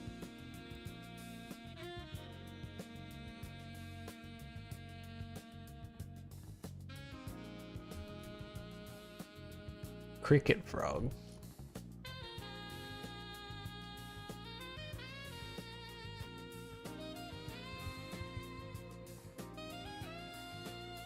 Oh, yeah. Dude, I hate frogs so much.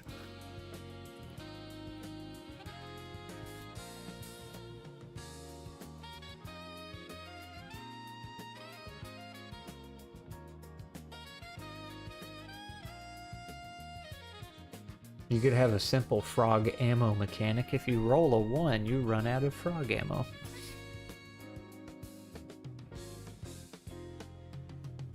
So I kind of want to lean...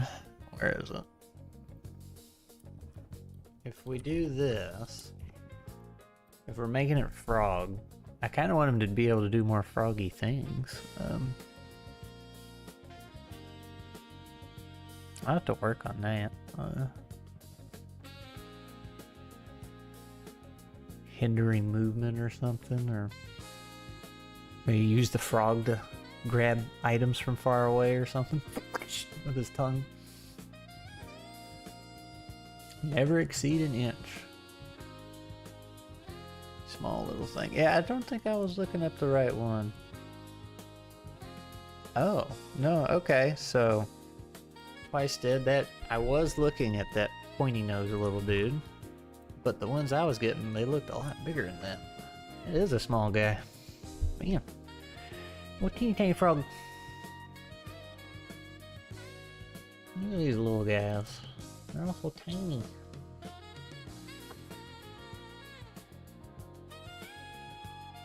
Just a herd of frogs. Ah.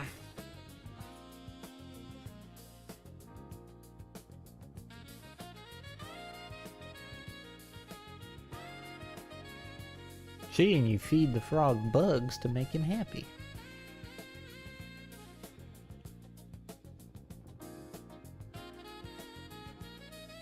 So you reach over to the beetle buster, which is now the swarm. You say, "Hey man, let me borrow a couple bugs."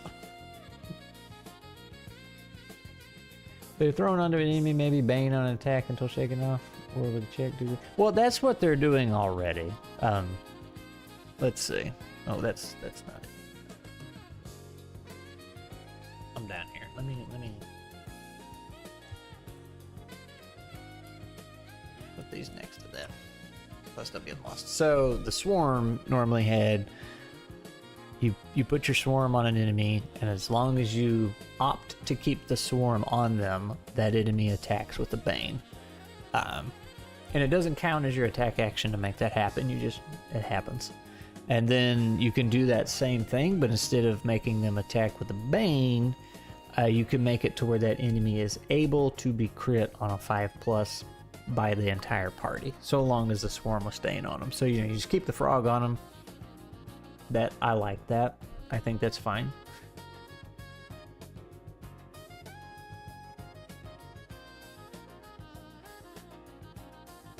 I really like the idea of the frog messing up their movement, but there's not a lot of movement happening in this game, so that would not be a very good perk for the player. There are some species that are hand big, but not in the south where I live. Well, we have bullfrogs. Just big old nasty things. We got tree frogs too.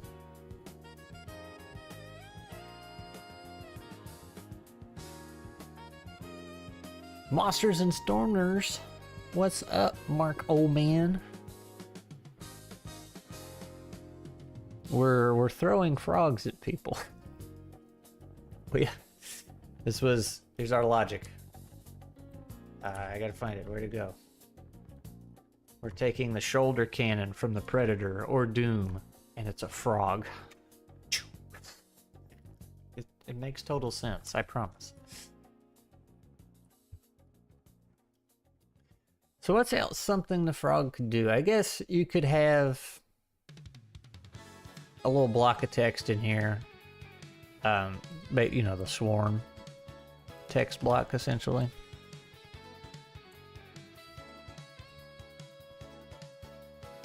Just reflavor that to your frog, and like, hey, you can use it for other things. Like I said, just throw it on the ceiling and little alarm system or whatever. Somebody comes by, just have it croak. Like the wrist dog cannon move. What? I didn't play a lot of Final Fantasy VIII. Wrist dog cannon. Are you serious? My sister caught a frog almost as tall as her on a line. She was like 6. Oof. You can launch a dog off your arm in Final Fantasy VIII. Wow. Today I learned.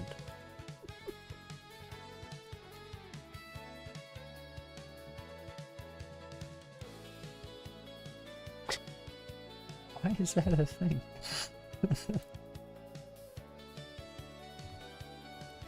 Oh, I made it transparent. Fair enough. Just dog. Tongue lashing. Maybe you get an extra attack while the frog is on you. Ooh.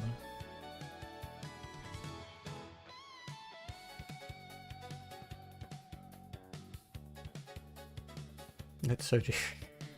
I almost questioned why I questioned it. Okay, so twice dead. The extra attack that might be stepping on Beetlebuster's toes, which is over here. Because then you could be like, oh, you could just get Beetlebuster, but with optional. Because I was thinking, okay, you don't. I like the idea. You don't send the toad out or whatever to debuff, and you can buff yourself. So you could do this. Your beetle companion attacks in tandem. Whenever you roll an attack, each individual die counts as its own attack. That would be a good small buff. A whole extra attack would be a lot.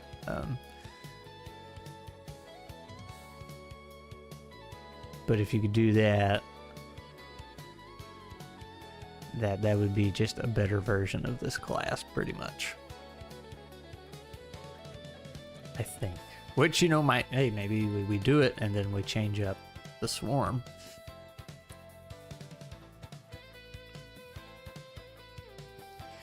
Benefits only apply when deployed or undeployed. That's the idea. I don't want to believe in child-sized frogs.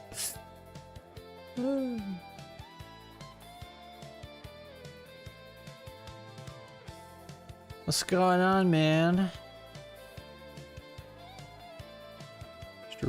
One-time convo. I do like the idea of buffing the player, but what could it do?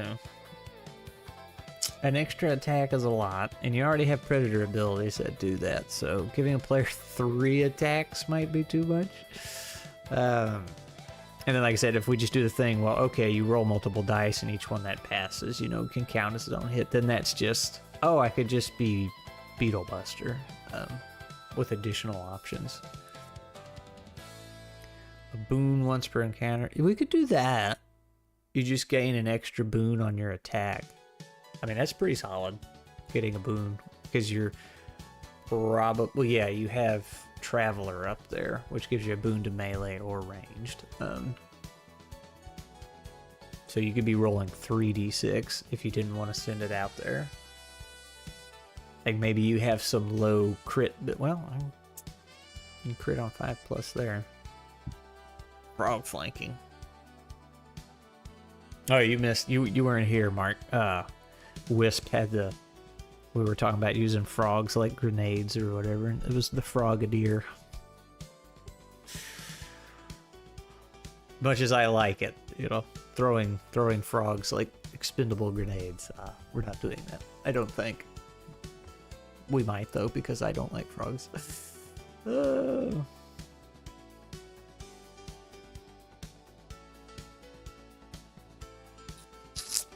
So what else could we buff? There's armor. There's armor saves. There's miraculous saves. There's...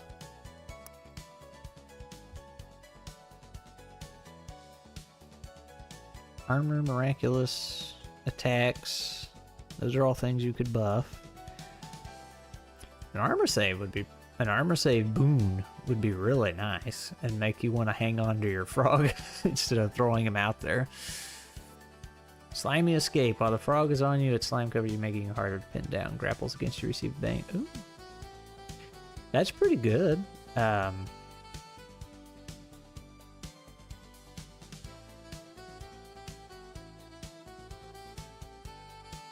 Can't wait for Sunday when I'm playing a frog gunman character. What are you playing a frog gunman character in?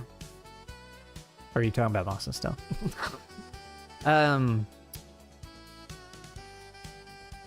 Self-slime attacks ability. Yeah. So what if instead of a one little boon, specific boon when your frog's on you, what if when the frog's on you, you get a handful of things, which makes you, because these are pretty good. These debuffs you can do to the enemy are pretty good. So if you got like a small bundle of buffs for yourself hanging onto your frog, then you're like, ooh, you know, which way do I want to throw the frog? So like, we're at a 5+, which we could change that. We could make that 6+, and then have the frog give you a boon if it's with you to your armor save.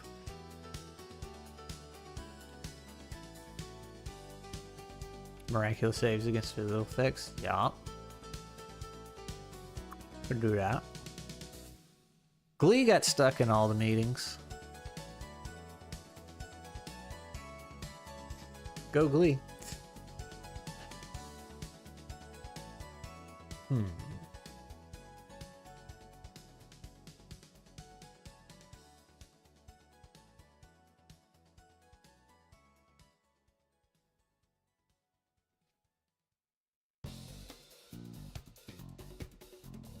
And you can use the frog to absorb a hit, but then he's out for the count for the rest of the fight. You so tired? I'll go take a nap. Have a frog that gives you tadpole eggs that lets you get tadpoles. I thought about it earlier. You just have a frog and you like, bah, bah, bah, bah, bah, bah, and you just start shooting out tadpoles. It'd be so silly.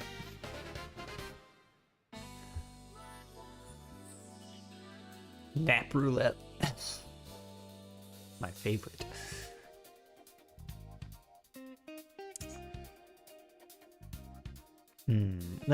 Hang on. Let's go look at some magic items in the base book.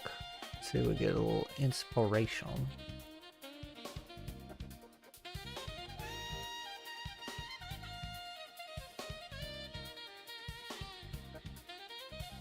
Alright.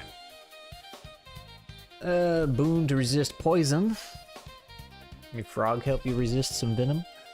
Resisting magic.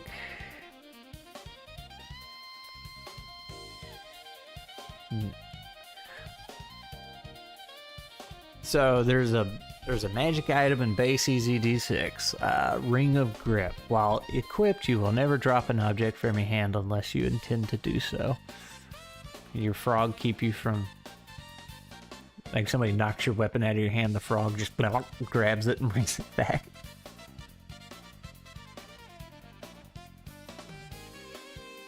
Ooh, what if that was an ability like, hey, when your frog's on you, it can attempt to disarm enemies? Could be 10 minutes or 9 hours.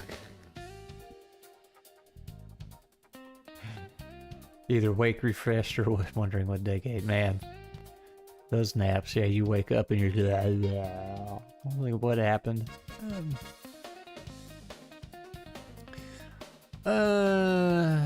Healing, magical conduit, conjure. Well, that doesn't apply.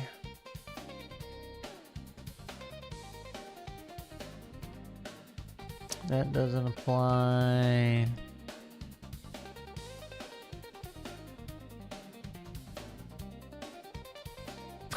Bracelet of Grappling. Item shoots a mystic tether up to far range that will stick to any surface once a day.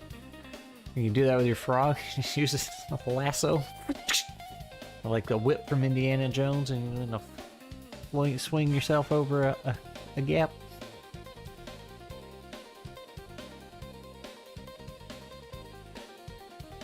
Woke up 2 days after a nap.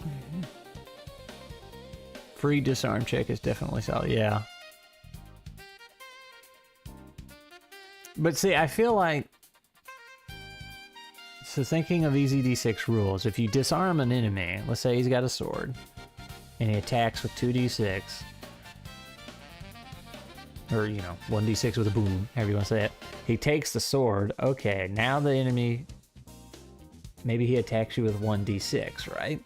Because he lost his sword. What's the difference between that and just throwing the frog on them and making them attack with a bane. Like, that's the same thing, right? Because they can still hurt you, and everything they hit you with is going to do 1 point of damage. So it is cool, but it's like a flavor thing. Do we make slime sticky or slippery? Up to you.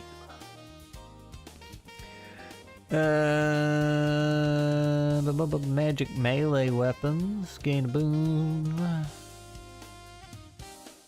That's for undead. If the wielder's hit combat and fails an armor save, the enemy is inflicted to well, that's. We got a predator ability that does that. Gain a boon to melee. Steal 1 strike from a target on crits. That's very strong. I mean, that is a magic item, but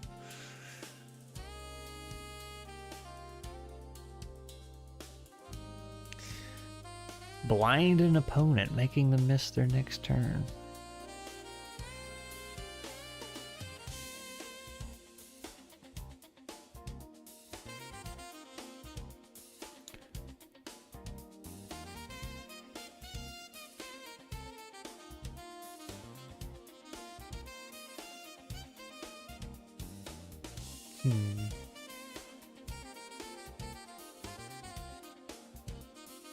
Get over here.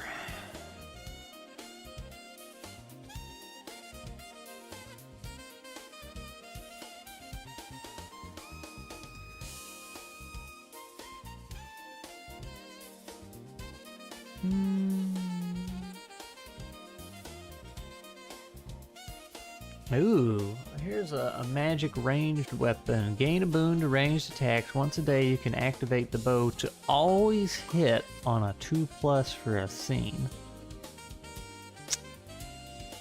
So what if you had your frog on your shoulder and... Well, we talked about getting a boon to an attack, so I feel like that's kind of the same thing. It's just lowering your value to hit something.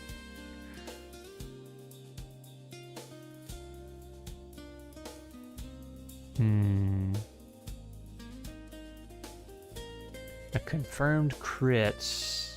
Target up to ogre size will lose its next move. Huh. Gain a boon, gives boon to social interactions.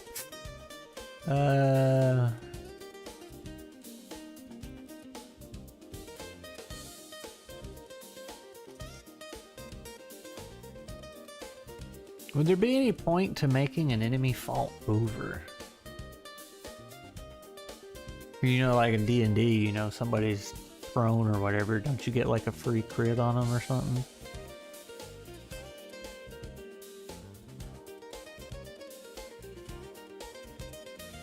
I guess you could give everybody a boon to their attack if they fall over. Magic armor. 1 reroll of an armor per save per scene. You can hurt enemies on a grapple. Escape grapples for free. Boon to elemental effects.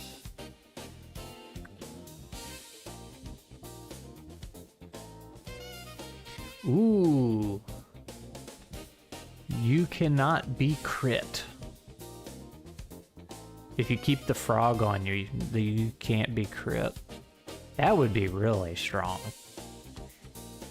But you wouldn't be able to do all the debuffs though, because the frog has to stay on you.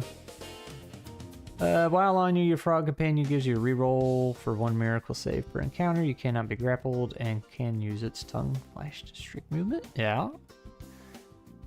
You get advantage against attacks. Yeah. On attacks. Okay.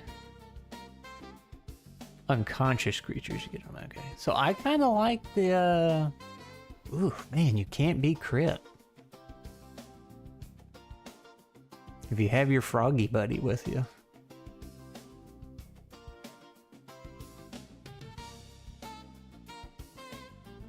What you think? That's a pretty solid layer of protection. So like, if your frog's on you, you can take 1 damage max per attack. You know, that doesn't do beans for multi-attacks, but...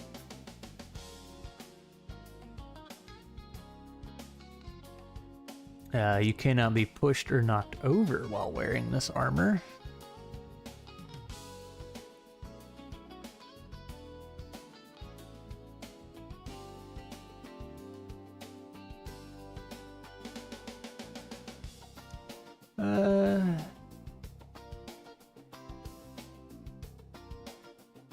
Boon to resist acid.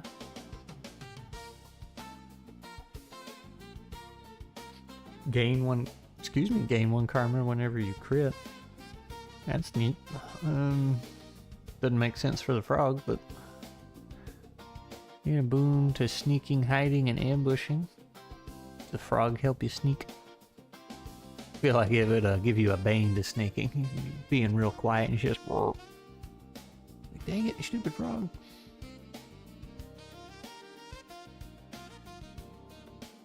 Blend in with demons. Your attacker rolls a 1 to attack, they take a strike.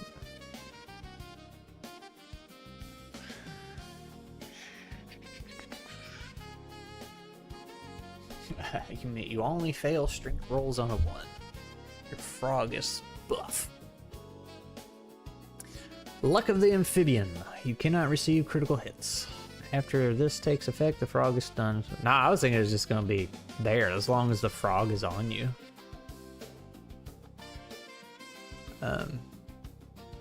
When we stun the frog, that's when they absorb the hit. They get knocked out. So you would still take 1 damage from a hit, but when they try and crit confirm, they can't confirm crits. Like, nope, that's it. You cap them off, so.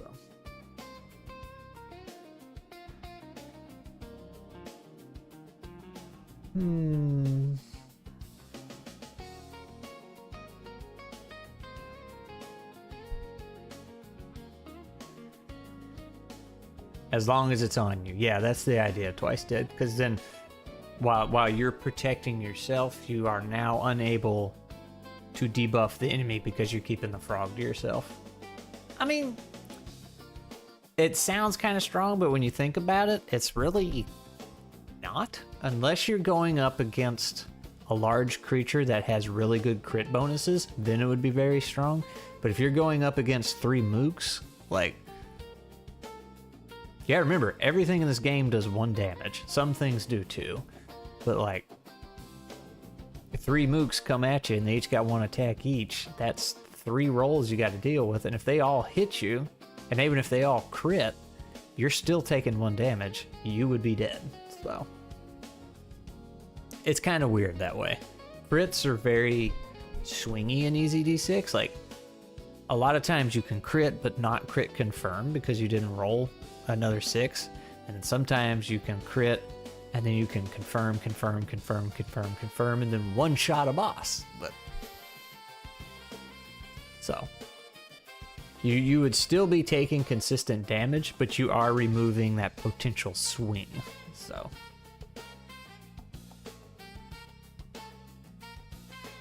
I think it would be okay. It just could come in real handy with a boss. Because sometimes that's what I'll do with bosses. I'll give them extra abilities where they crit more often, and they can crit confirm with additional dice. So that would just stop that. But then you wouldn't be able to debuff the boss. Now I'm trying to think. Because you could, on your turn, throw the frog out, debuff the enemy, they take their turn, then it comes back to your turn.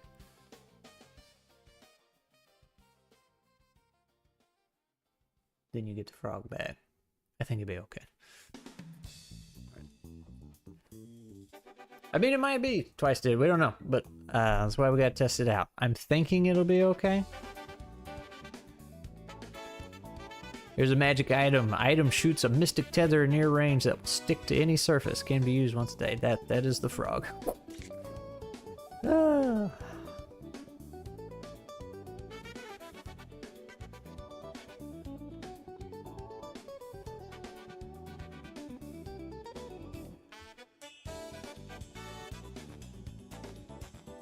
Once per day, change a roll to 6. Conjure, no, ignore a single one.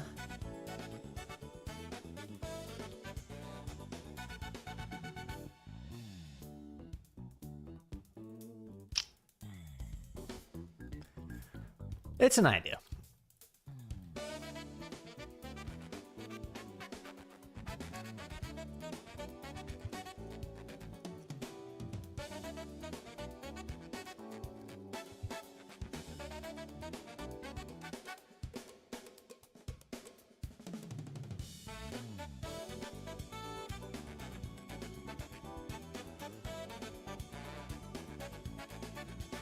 Yeah. And nobody's going to be gaining any extra languages anymore. We're going to get rid of those, so.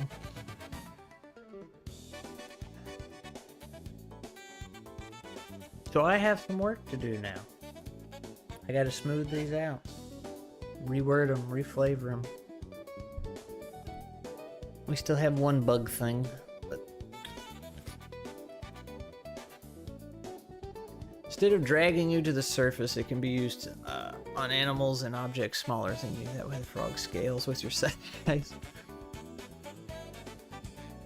Could do either or with the frog. When frog on you, you get X. With frog on enemy, they lose Y. So do you want to keep a buff or do a debuff? Well, that's the idea, Mustache. You choose. So it's like, oh yeah, you know, avoiding crits sounds really good, but hey, throwing the frog on this enemy and giving my entire party an easier chance of critting, that's pretty nice. So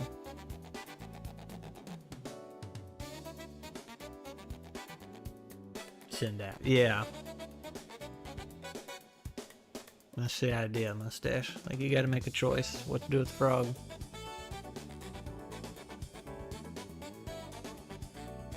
And the Lizard Rider is gonna be easy, and I think the new Beetle Buster, like, it's not gonna change at all, really. It's just gonna be a swarm. The counterattack may end up being, no, we'll leave that as it is, with more clarification for Mustache. Because that makes sense. I love the frog turret. It's so stupid. Walking around with this frog. I also still like the Frogadier idea. Just throwing frogs. It's so dumb. Alright. I think maybe if you kiss the frog, insta-death. Just roll over dead. So you gotta get a hollow tongue to lick it. Just, ugh.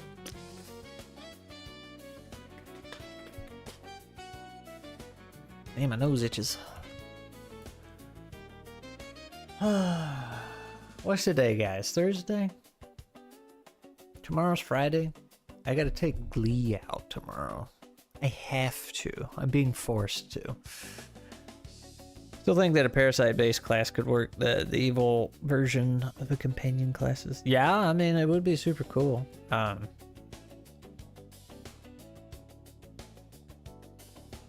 I did like the idea of bugs being used a bit more.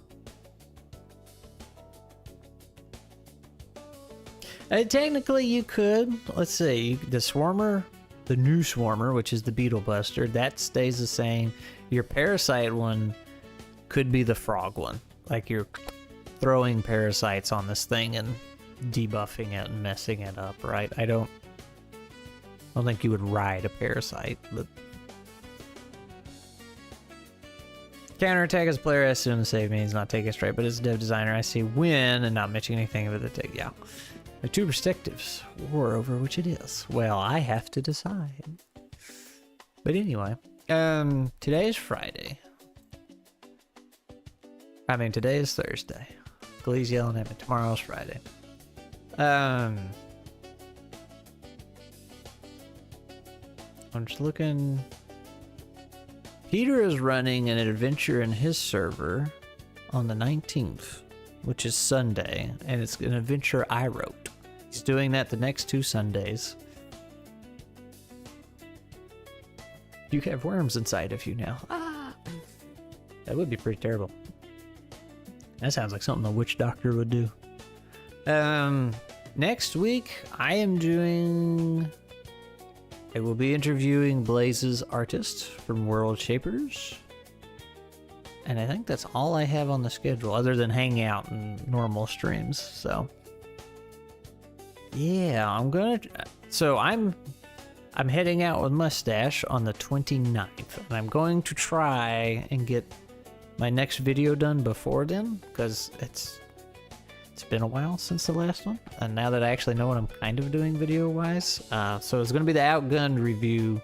But see, when I come back from this convention, I am going to be swamped. So that's why I'm trying to get a video out now. Because I will have a book to write when I get back.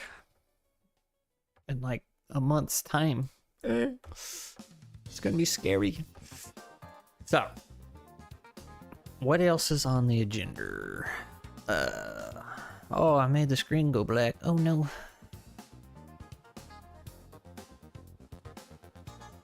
I got more interviews I want to do. I'm excited to show you guys that VTT from French dude. Can't ride a parasite strategy. Okay. I don't know what that is, but you seem to know what all the gross things are. Let's go look it up. How much am I going to regret this? And how do you know how to spell all these things? A difflaboratorium SPP? What is an SPP? Okay, these are tapeworms. But see, you could have a parasite that gets in and then you control that creature.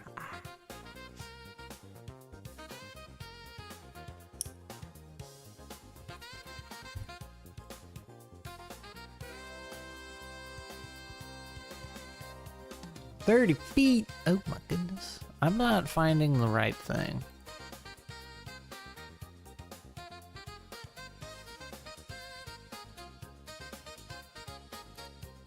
Is it just a really long tapeworm?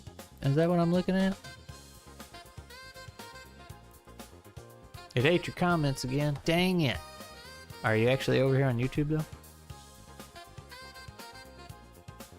Nope. Last thing I have from you is it ate one of my first comment, but let my second one through. I have noticed, like, see, check this out. This got Glee yesterday too. I gotta find one where it makes more sense. Okay, so see, y'all look at this is what YouTube's trying to do.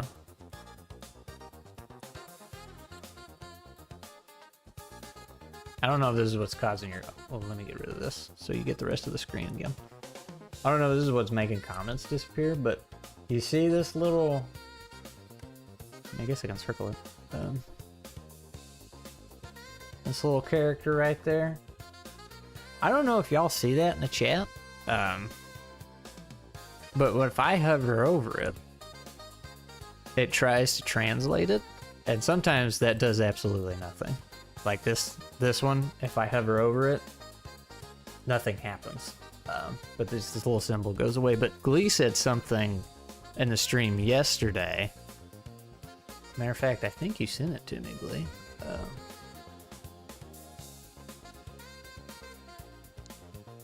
Yeah! This is what happened to Glee. She put...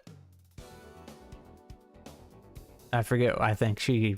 Did you actually type there, or did you type heyo? I think you typed heyo, and then there came up. But if I hover, I saw the little character there, and if I hovered over it, it changed it. It's like, Google, why are you trying to translate things that are very clearly in English? Part of my future job, looking under microscopes to see what parasite... Okay, that's fair. I mentioned a parasite tamer could take on parasite at great cost for business. Oh, I think I saw that comment. That was like way back there, wasn't Or was it? Parasite Tamer could take on parasites. Oh. That's like the corrupted class. They get messed up. You typed heyo and replied to their hi. Yeah. And then it changed it for whatever reason. I wish it was the other way around. If they just had to do it like, it would leave it what it is. And if I was like, what are they trying to say? And then I could hover over it and they would change it. And I'd be like, oh. I'm just the opposite of an eldritch being. Anything I write is clearly understood by anyone. That's pretty good. Oh, man.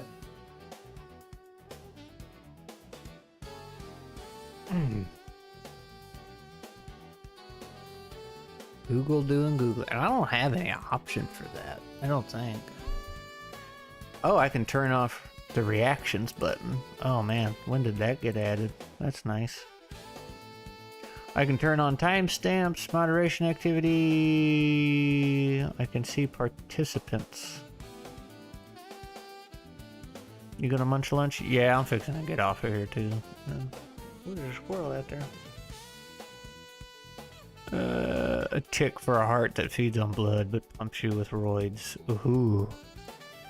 That's actually, I see y'all pushing the button. That's actually really cool. That's a whole other class line.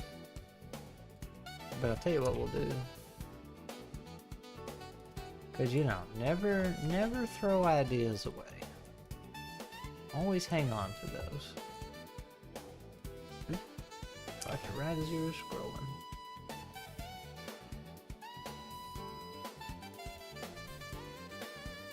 Yeah, immediately using the reactions. Yeah, alright, that's okay. You know, you want to throw some hearts on the stream.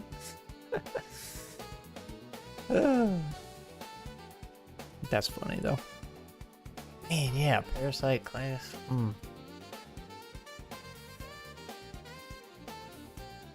That'd be pretty dark. Pretty gross. Maybe that's some more DLC. Some of the exotic stuff. Really weird parasites.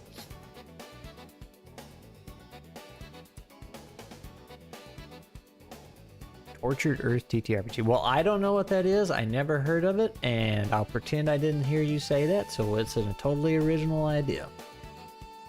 Really putting the ick in tick. Yeah, sure. See you, Glee. And I guess the rest of y'all, like I said, I'm gonna bounce too. We've been at it for a couple hours, and I got some things to polish up. I think there's not a whole lot to work on, but the polish is there. We figured out our animal hierarchy, so I think we're in good shape. So we're gonna wait for some Sean Bova art, and I guess I will try to get more tests going. We know I love doing that, so. Oh, did you? You put it in Discord? Let me hop back over there. That is a very long worm. You know it's long when you gotta do that with it. Humans, marine mammals, and land mammals. Sometimes they find them in orcas carcasses. Wow. Thank God there aren't that many human cases anymore. Yeah, that'd be awful.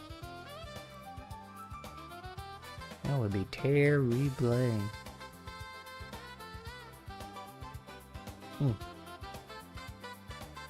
Alright, well, like I said, I'm gonna bounce. My next stream is Monday, Central Standard Time. That's when I'll be hanging out with Blaze and his artist, talking about them and her progress she has made as an artist, which reminds me, I need to tell her what pictures to get together and bring. So, well, I like it, this. Yeah. I will see y'all either Monday or Sunday if you come by Peter's server, because I'm going to be tuning in, listening to how the adventure goes, and getting feedback. So, Monday at noon, Central Standard Time. I'll be late, or be late. Hang out. I don't know. Do what you want. I'm going to go, because I really got to pee, and then I'm going to go eat. I got to find the end stream button. There's the Twitch one. There's the YouTube one. You just arrived! Peter, I'm leaving!